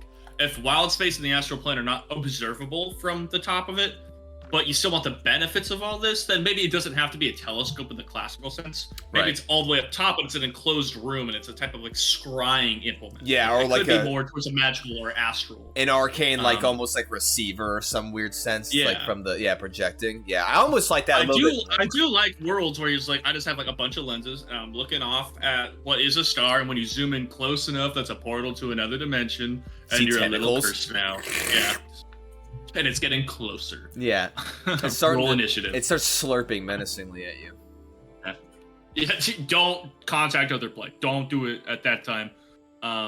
I like it. I think that's by far one of the coolest rooms. Yeah, I think it's diverse enough where it's like, like I feel like you could like. I think it's built out enough that's fun, and you could tweak a couple words, a couple way things work, and it's still like it can be all applied and fun to do. And then real quick sidebar, I do think that like going back to you mentioned it in the meditation room for the Star Wars 5e, and I think that that's a good way to because I feel like we're not gonna necessarily keep the 7 days and stuff if we ever implement this kind of thing. So I think that a lot of things just replace it with a long rest, or maybe like a couple days or a day or 1d4 days or something. But I think the long rest is a cool way to do it. Like, it literally just says, what is it? It says, whenever you spend an entire long rest in your observatory. Boom. I like that. Because then it kind of gives you a manageable period of time. Oh, actually, hold on. Oh, so I just realized, it's not when you're observing through the telescope that you can do contact other plane. It's like you then, through the observations, can do contact other plane once within the next 7 days. Yeah, I think it should be tied in and restricted to in that room. I 100% agree. Yeah, because the visual of that just kind of, I think that's cool, and it also, I like reasons for the party to get a lot of benefits from being at the Bastion while physically inside it, and having negligible things when they're not in the Bastion that are benefiting them. Yeah, I think there should be reasons for the party to want to hang out at the Bastion. Yes. To like gear up and get information and get all this stuff and interact with the RP and all that, and then go off in the world and fucking kill a lot of stuff. 100%. That reminds me. That's a point I wanted to bring up for the library, and even if we were to rework the meditation chamber or things like that, I think that's a big thing that they should be focusing on with this. Is it should be this Bastion should be fun downtime activities to make intermissions or variable, or like, breaks in the adventure more engaging and entertaining than just, we hang out in the city for a couple of days, we go shopping. I think this should elaborate on all of that and make it more fun to have downtime in D&D. The library, perfect. I would say even the observatory, you tweak a couple things, great. You know what I'm saying? Yeah. Meditation chamber, tweak some stuff, awesome. Yeah. So yeah, just make it less of like, this is the only reason you have certain rooms in your Bastion is to gain benefit, like these benefits. You're like, I only want this for this benefits. I only want this for this. Instead of having to be like, yeah, this is a place I want to go back to. Exactly. Right. And make your players stop adventuring to do that. Almost. Yeah, exactly. Like. Right. Yeah, like there's also like the point of like, our adventure's done, let's go home. But also like, this adventure's getting really hard. We got our ass kicked and we don't know where to go right now. Let's retreat back to the safe haven. Like, both those things should, the first thought should be the Bastion. Yeah. And I think that it should be mechanical, but it also absolutely needs to be RP. And very few things so far in this book have encouraged the RP side of that. Obviously, as DMs, we can make that happen. But I agree, if they elaborate a little bit more, if they add a little bit of flavored text, things like that, and more things that can be engaged with in a day. Yep.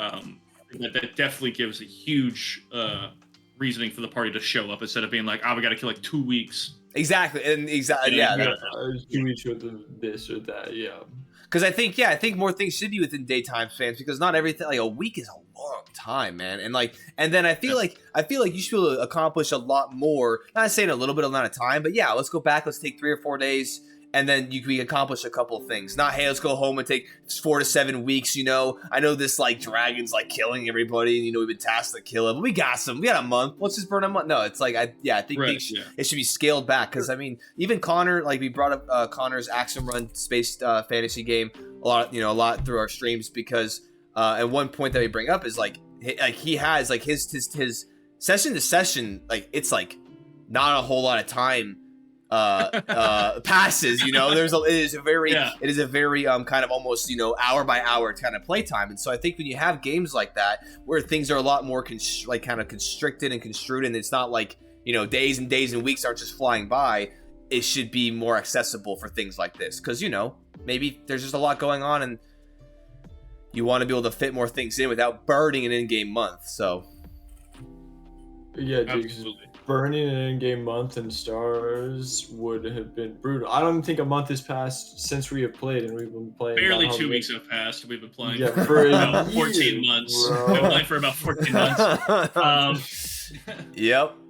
but that's fun, you know. I think that you know, Yeah, like- that's cool. I think that when you have that, the amount of just fine details that you get into a story can be I think there's times and places for both those things, hour by hour, minute by minute things, and then you also have, you know, day by day, and even if you want to go as far as week by week. But all right, pub, I guess. Pub. Connor, you already read one. Stop reading. It's my turn. I said pub. I said the word pub. I saw it in your eyes, the gleaming. You were like, I want to read this. No, I read ahead and I like it. That's it. It seems nice. Go ahead and read it. All right, pub. Level 13 Bastion facility. Prerequisite none. Space roomy. Hirelings 1. Order. Research.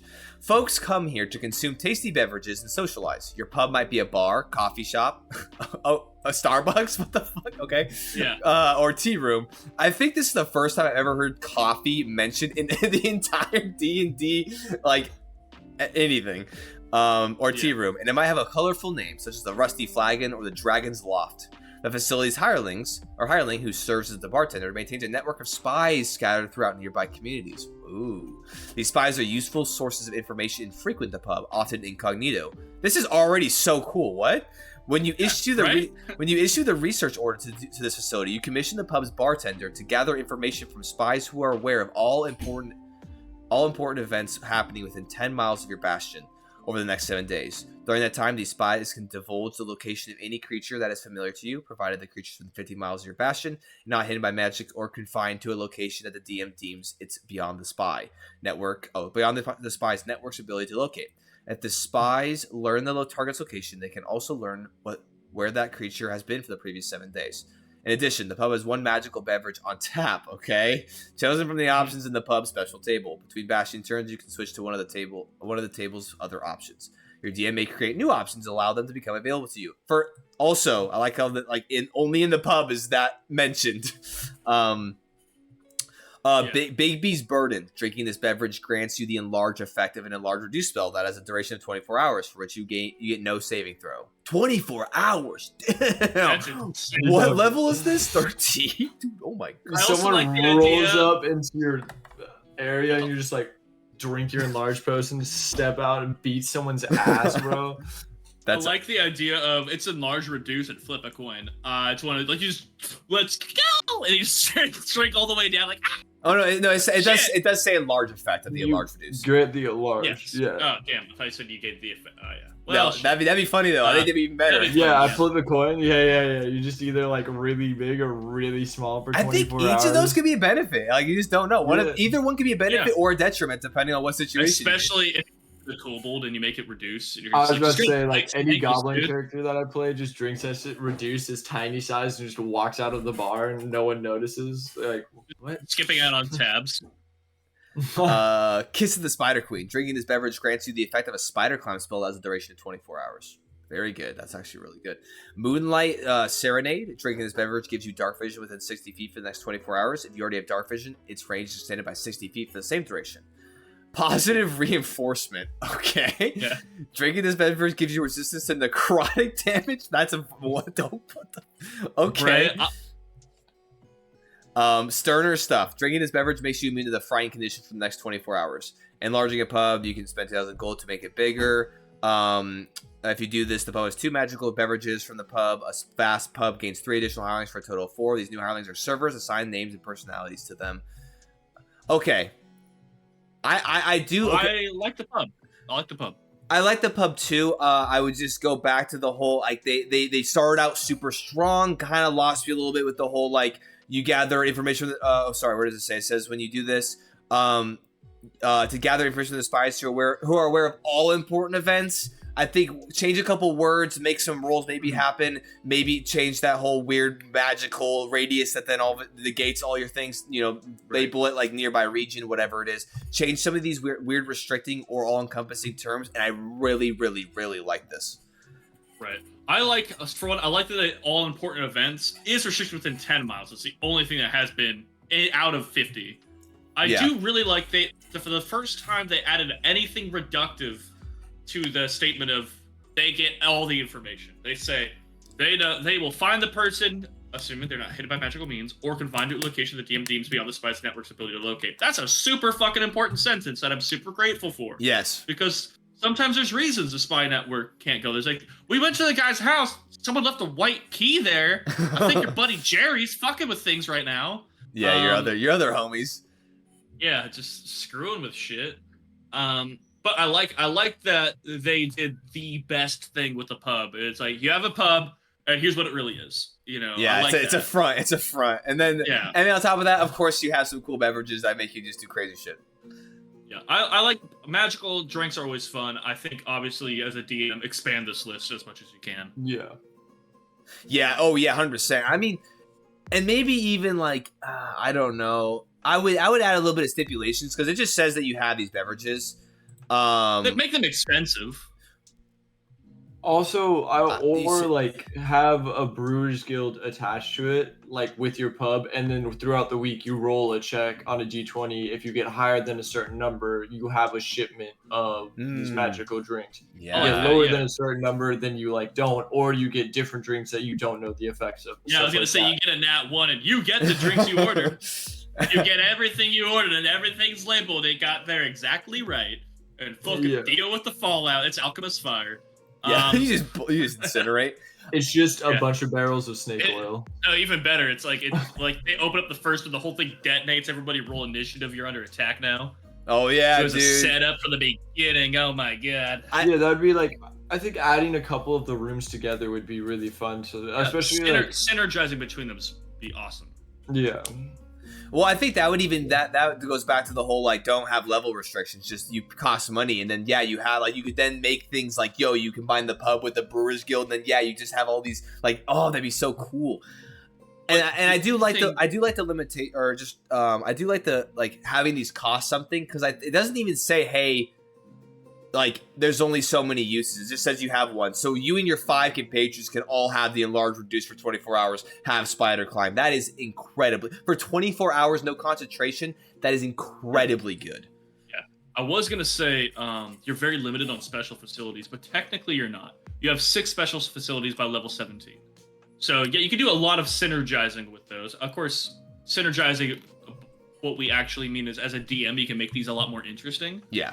We don't mean mechanically they synergize in any fucking way, shape, or form. But no, you can make a lot of those things interact in interesting ways, as you said, like with making a Brewers Guild as part of the Adventurers Guild thing, or just have it just be automatic with it. So there's, this pub gets drinks from somewhere, and that could be a living, breathing thing too.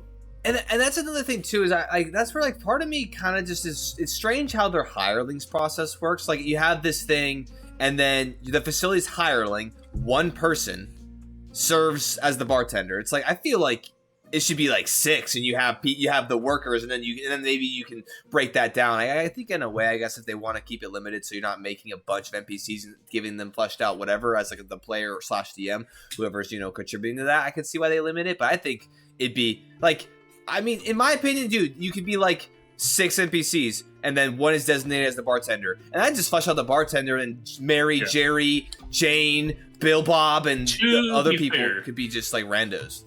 To be fair, Christy, and Christy, and Kevin. John, and John. The pub is originally roomy, which is quite small. When it gets to vast, the 3 additional hirelings are. That's true. They do increase that. Okay, yeah. I guess the size is a stipulation too.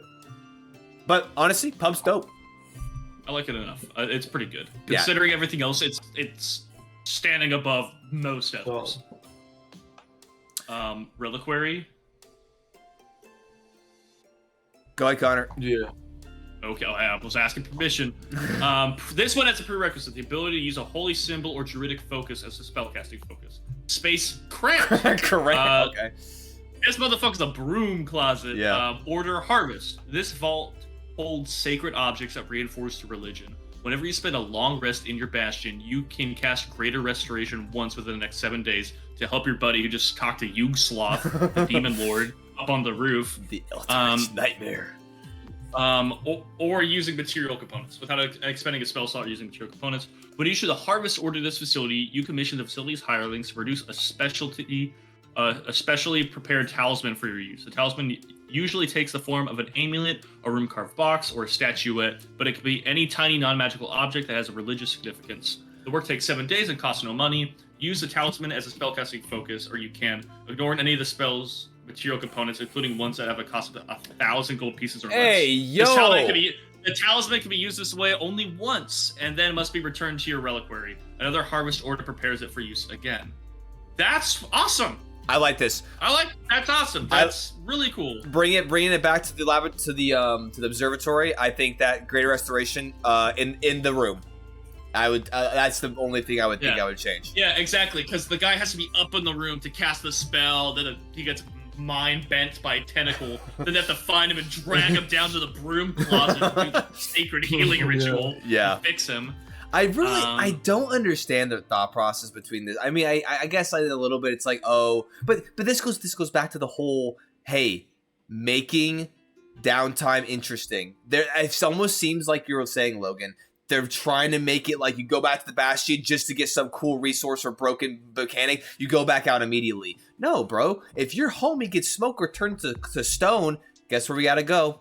Gotta get his ass back to the freaking broom closet so we can give him greater restoration. You know, we gotta get him back to the Bastion. Incentivize coming back to the Bastion. Don't just give them a resource. You spend a long rest and now you can cast greater restoration whenever you want next week. It's like, no, make it more sedentary focus. Like, you have to be there, and that creates more RP.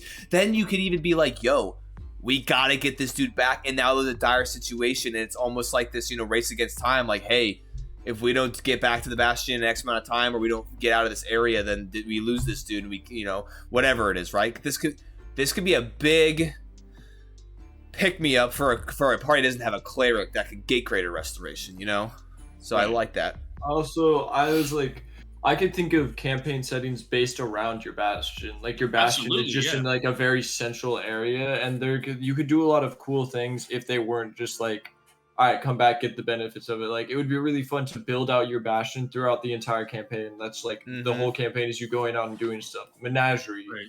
You're coming in, you're bringing stuff back from like adventures and stuff like that for people to see. Like, yeah, dude. Important lore beats are like, you get your spies to come and you start understanding more around the area. The problem is they're just like, this happens within 7 days, and you're like, all right, that's cool, man. I guess we'll go out, do some random bullshit within 50 miles of our Bastion and come back. I think the best way that I've kind of like put it together, because I absolutely had the same thought of like a campaign where like you go out to the frontier and start establishing civilization. Yes, but dude. There was civilization there. You just didn't understand it, and now you got to learn around it and grow this kind of settlement, and also tie, all that stuff. Take this system they have before you and take the hits, take all the gems from it, take all of that, and then do with it what you will. Because we don't like the Bastion battle point system. We don't like the lack of gold cost. We don't like the level requirements. We don't like the 7 days. But all that is very mechanical. A lot some of these rooms are pretty cool. Some of the way it builds up and grows is kind of nice. And if you break that down into a different system, that can make a really cool campaign. Yes, and you could even do level systems, but make it money based and make it so it's like, the players don't know, but roughly around level 7, they're gonna get a shipment of a fuck ton of money to help them build up the rest of their facilities, because there's a sponsor somewhere, and you let the players fuck that up and ruin things with the sponsor. Now they need to get money themselves. Because players will. I think Bastions are a really good first pass thus far. Yeah, like they definitely need work, but like there's a lot of very cool and interesting stuff in here, like that you could dissect, that I really like.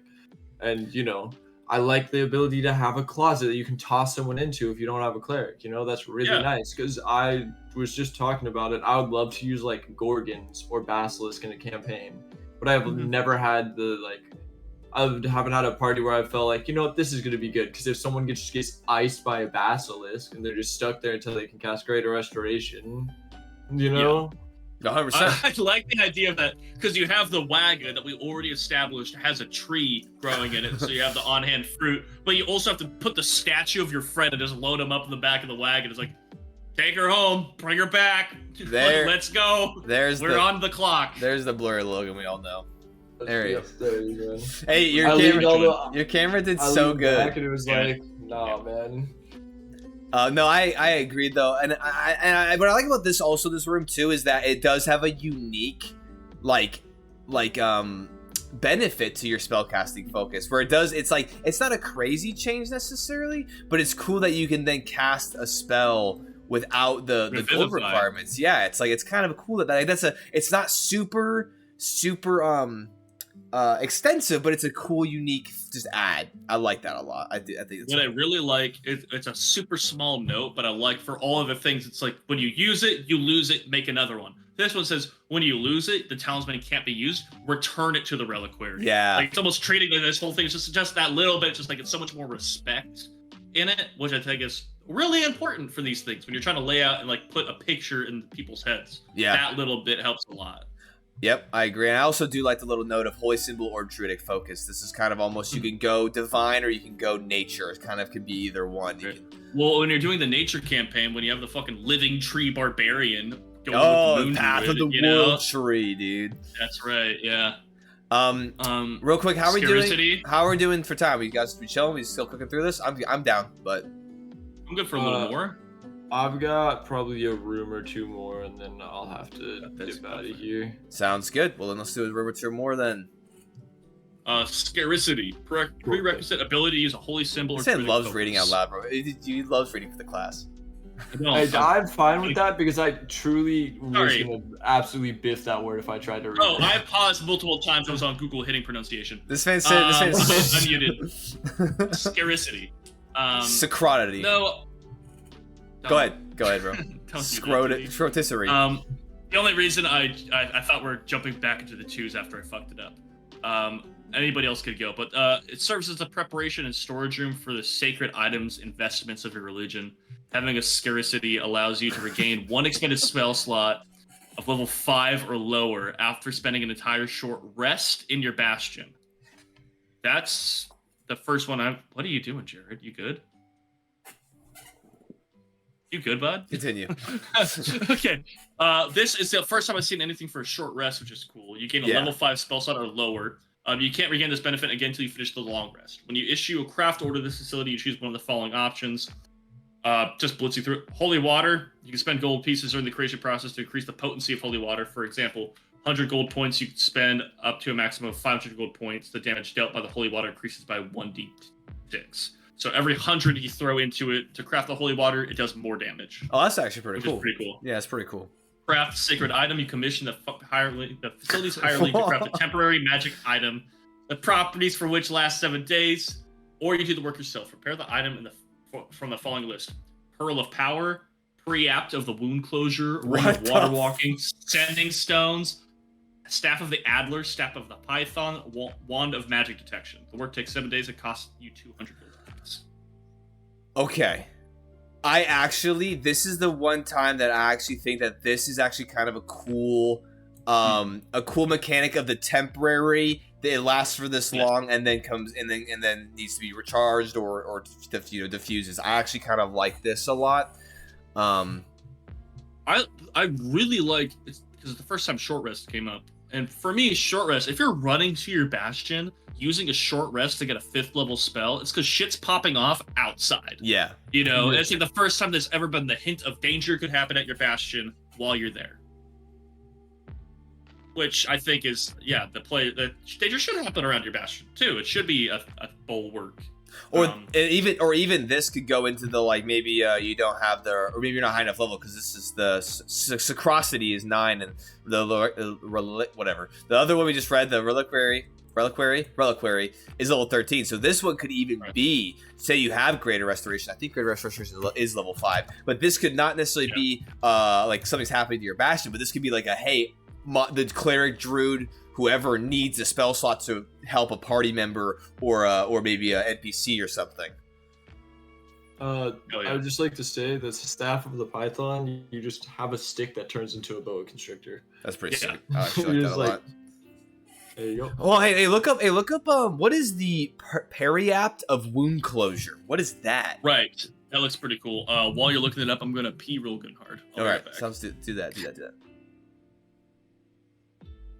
Because I've never heard of the Preapt. I haven't heard of Staff of the Adder. Haven't heard of that one either.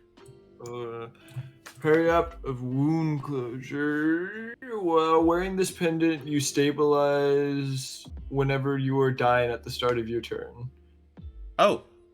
That's In addition, when you roll a hit die to regain hit points, double the hit points restored. That's pretty cool. Okay, I like that. That's I like that a good, lot. I man. like that a lot.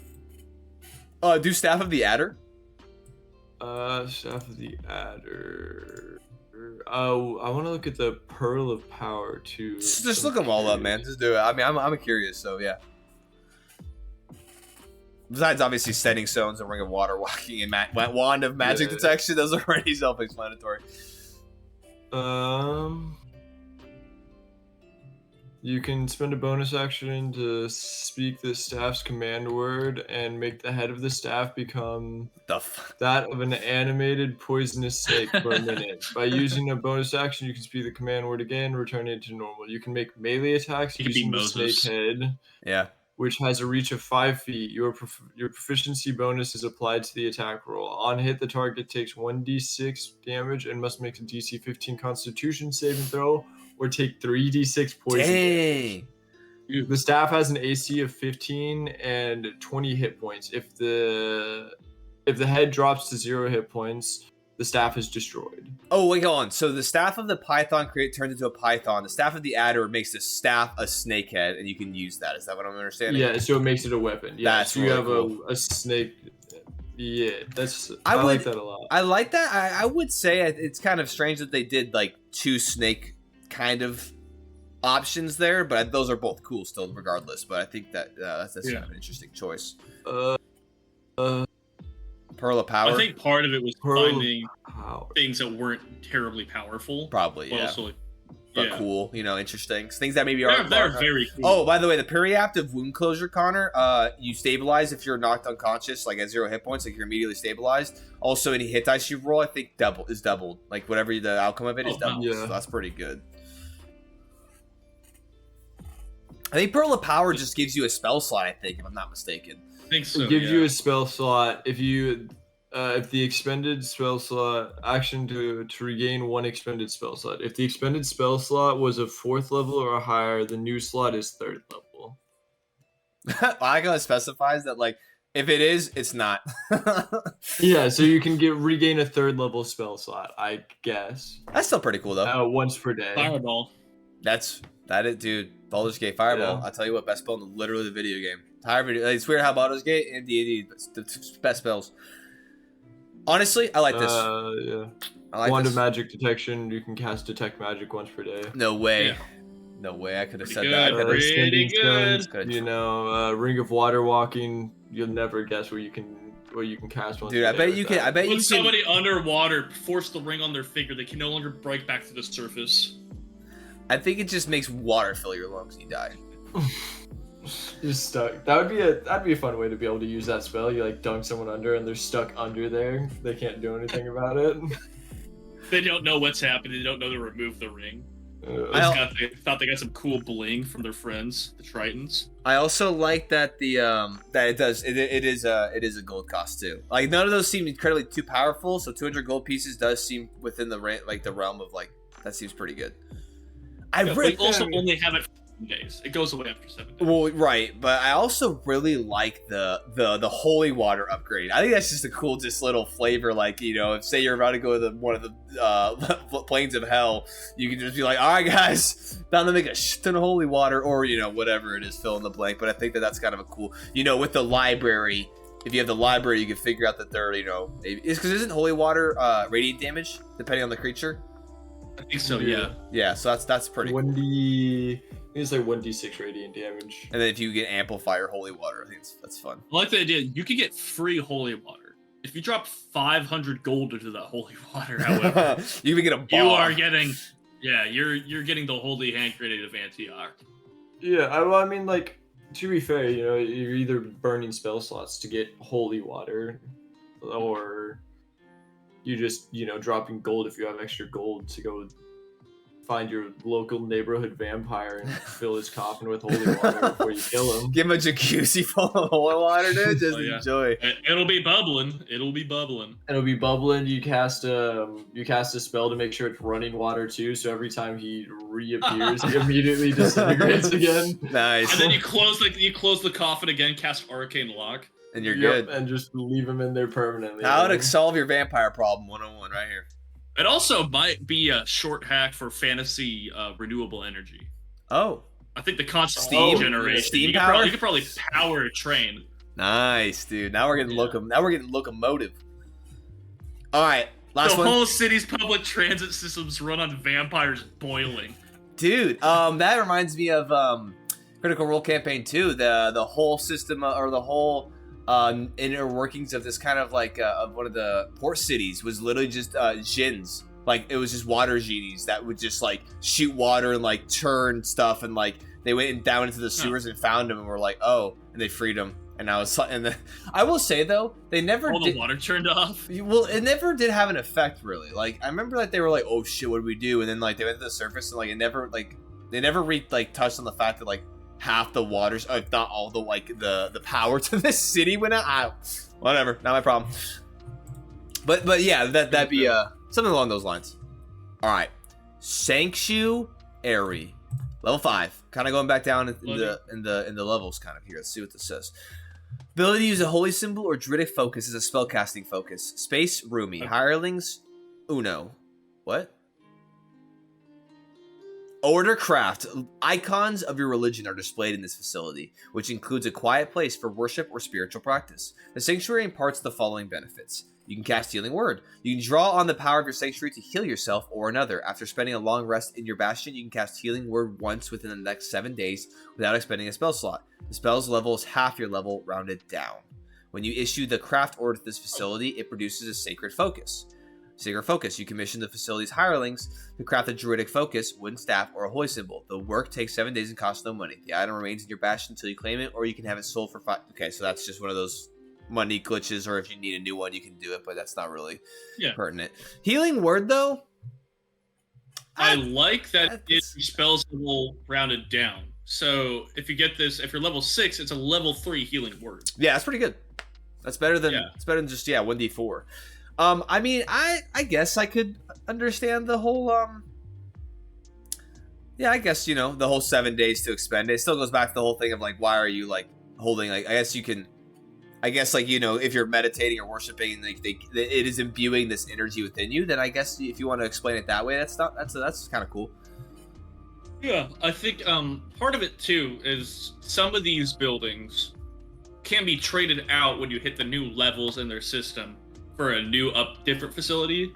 Yeah. So maybe Sanctuary you use because you're level 5, you just got the Bastion, you get this, and then as you grow more, you get the Sacristy. As you go more, you get the Reliquary. You upgrade it to the Sanctum.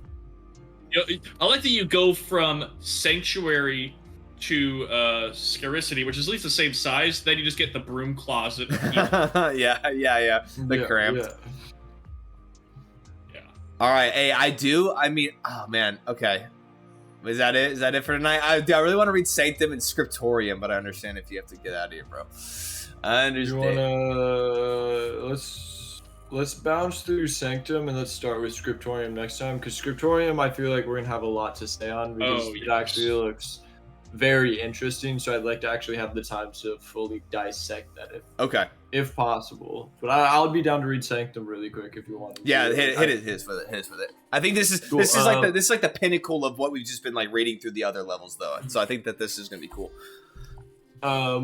Ability to use Holy Symbol, Druidic Focus, or Spellcasting Focus. Space roomy. Hirelings 4, Empower 1d10 Battle Pass. 4. A Sanctum is a place of solace and healing. When you issue the Empower order on this facility, you inspire its hirelings to perform daily rites that benefit you or another player character of your choice. Each time the beneficiary finishes a long rest, they gain temporary hit points equal to your level. This effect lasts for 7 days. The Sanctum also imparts the following benefits. Cast Heal. Whenever you spend a long rest in your Bastion, you can cast Heal That's Yeah, 80 hit points. Yeah, Just heal is a 6th level, 7. You gain 70 hit points and 70 blindness, hit points. deafness, and any disease. Without expending a spell slot for the next 7 days. Sanctum Recall. When you cast Word of Recall, never heard of the spell. Oh, I have. You can make your sanctum the destination of the spell instead of another place you have previously designated. In addition, one creature of your choice that arrives in the sanctum via this spell gains the benefit of the heal That's spell. cool. Bro, That's cool. Bro, That is a really good level 17. bro. Yeah. And you just slap him back to your sanctum. You're like, oh man, I'm really sorry that you just got stabbed by your Thieves Guild, man. Get back to the sanctum, bro. So I like that. Doing it maliciously. You beat a man half to death and teleport him to your religious circle. Heal him on the way there just to beat him up more.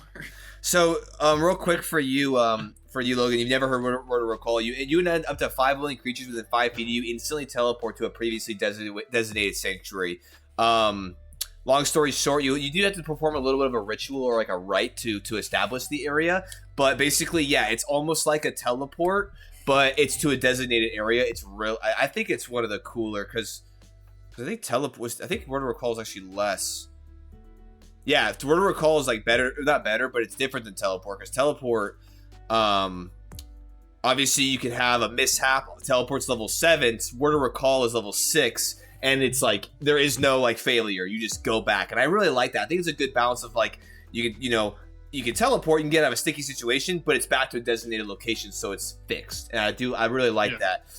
So I think this is really cool, and I like that. Yeah, you just med pack slap your wizard back to Sanctum of Recall, who can heal and then teleport back into the fight, and then just start whipping ass. Yeah, that's pretty cool. Really I like that. That's I like really that good. it combos That's the really other cool. spell. Yeah, Combos the heal with it is really nice. It feels very much worth it being like a level 17 thing, where you're just you're back to home base, as well as boom, if you're blinded, deafened, you're not anymore. You have 70 hit points back. Like, that's amazing. Yeah. I also, what I do really, and I think that the whole, like, you can cast a spell within the next 7 days without spending a spell slot, I think that's a really cool mechanic within the realm of either, the nature kind of druidic kind of healing or clerical or paladins. I like that, because that makes sense to me, where you spend time in this space, and then you get imbued by whatever it is, and then you can, like, release that energy later on. I think that this is a nice way to have that kind of expressed compared to the other ones where it's like, oh, you can, where like it's like a non kind of magical means that you can do something. I like that this one is like channeling through already a spellcaster, if that makes sense. Yeah. I also like how they somehow made it so every single I guess the Reliquary is an R, but I like how they have Sacristy, which is kind of in the same ballpark of this, and then there's Sanctuary and there's Sanctum. They somehow found 3 words of S's to keep all of the holy kind of rooms in. I do want to say, as far as level 17, Adventurers Guild's level 17. And the benefits from this are exceedingly better. It is a lot more specific. It has the benefit. This is for someone with a holy or druidic focus. But these are much better. They're also more material. They're mechanical benefits, and I like that. I'm curious if we see more level 17 rooms here that can actually do some stuff. But yeah, and then also you also get temporary hit points too.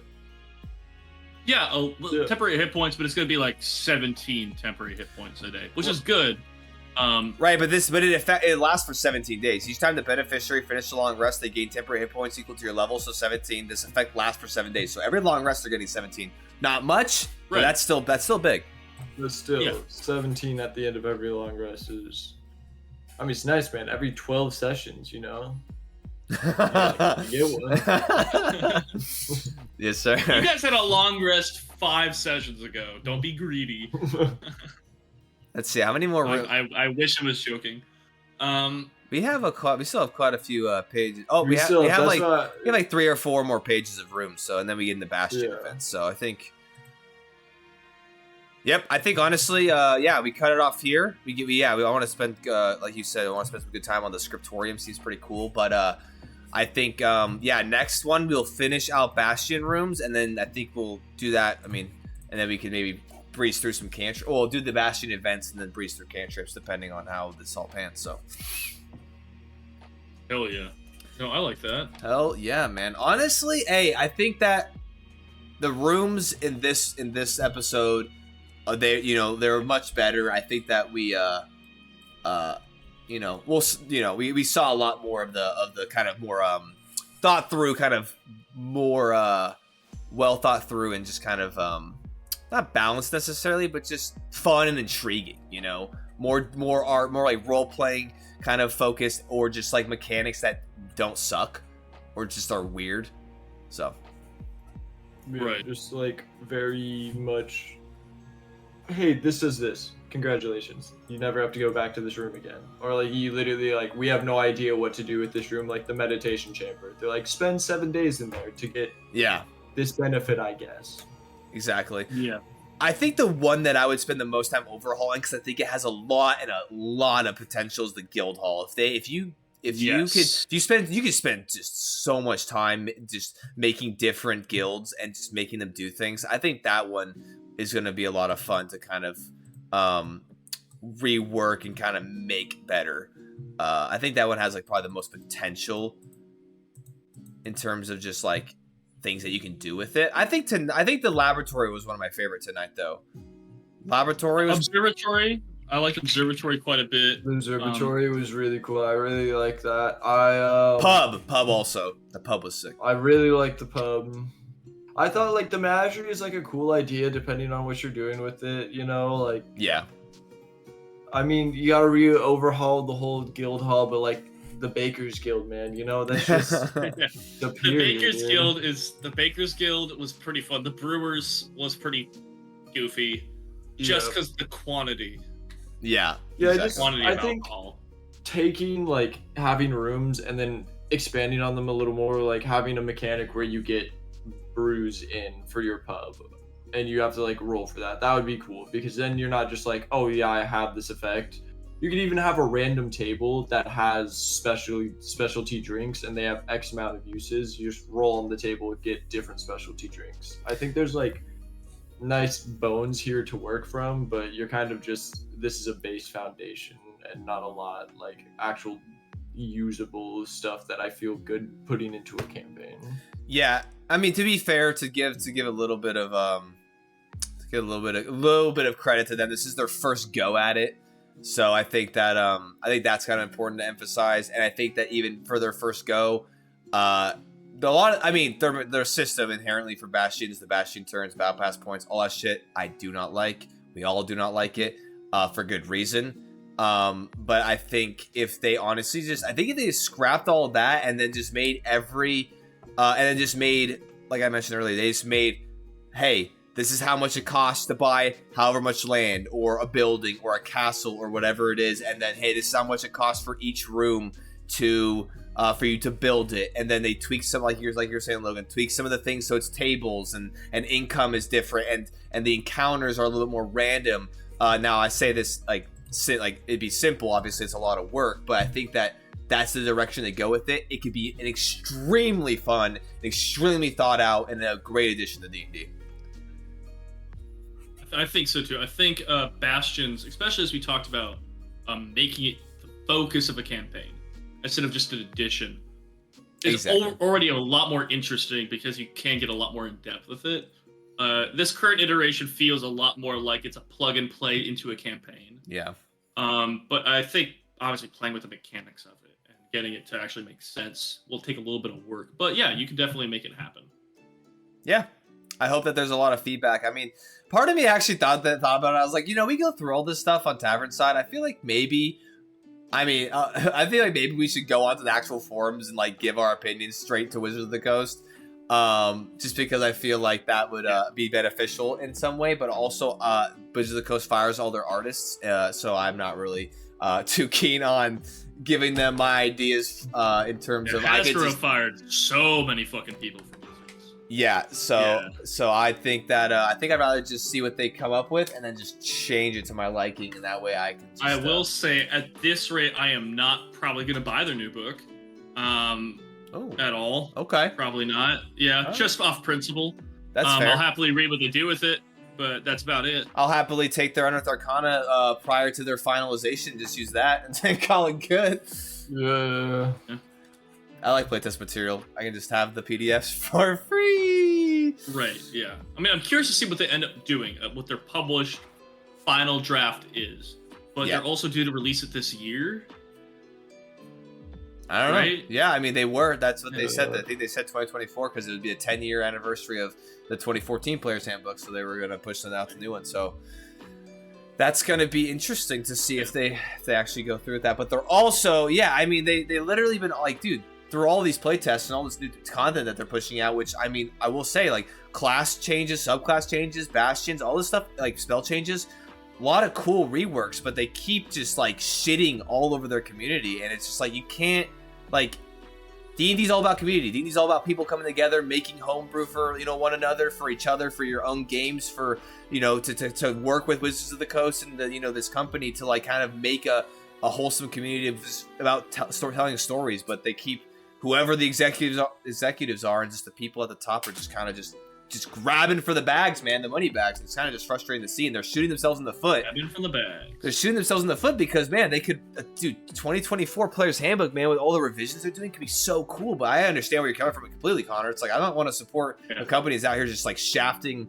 the community that that's coming together to make fun adventures, but also their employees and everybody. It's like sucks. So.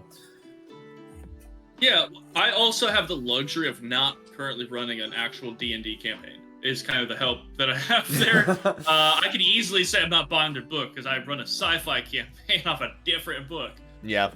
So there is that aspect of it, but I like what they're trying with Bastions. I am curious because also on those pamphlet, as I scroll down a little bit, remember there are some cantrips that have been reworked in here.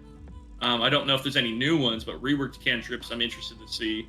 Because some of them are the big snooze fest cantrips from the last edition. I want to see what they changed. For sure. And we'll definitely get to that. We'll definitely get down there. Well, all right. Hey, honestly, not bad. I'm kind of excited. I mean, there's some gems amongst these rooms here, so I'm excited to see what else they got. Script for them should be kind of cool. Yeah. So we'll keep churning away. But thank you everybody for hanging out with us per the usual.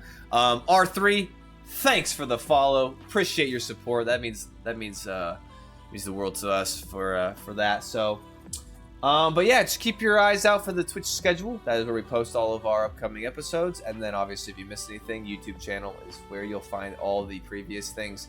If you want to hear our rants and kind of dig into the actual, because we referenced obviously the Bastion core system of turns and the stuff, whatever, check out the last video. That'll kind of explain everything with that. And yeah. We'll see you next time. Yeah, y'all take it easy. Have a wonderful rest of your evening. And or don't. It's your choice. You know what? It is your choice. But you know what's... Yeah. Peace out.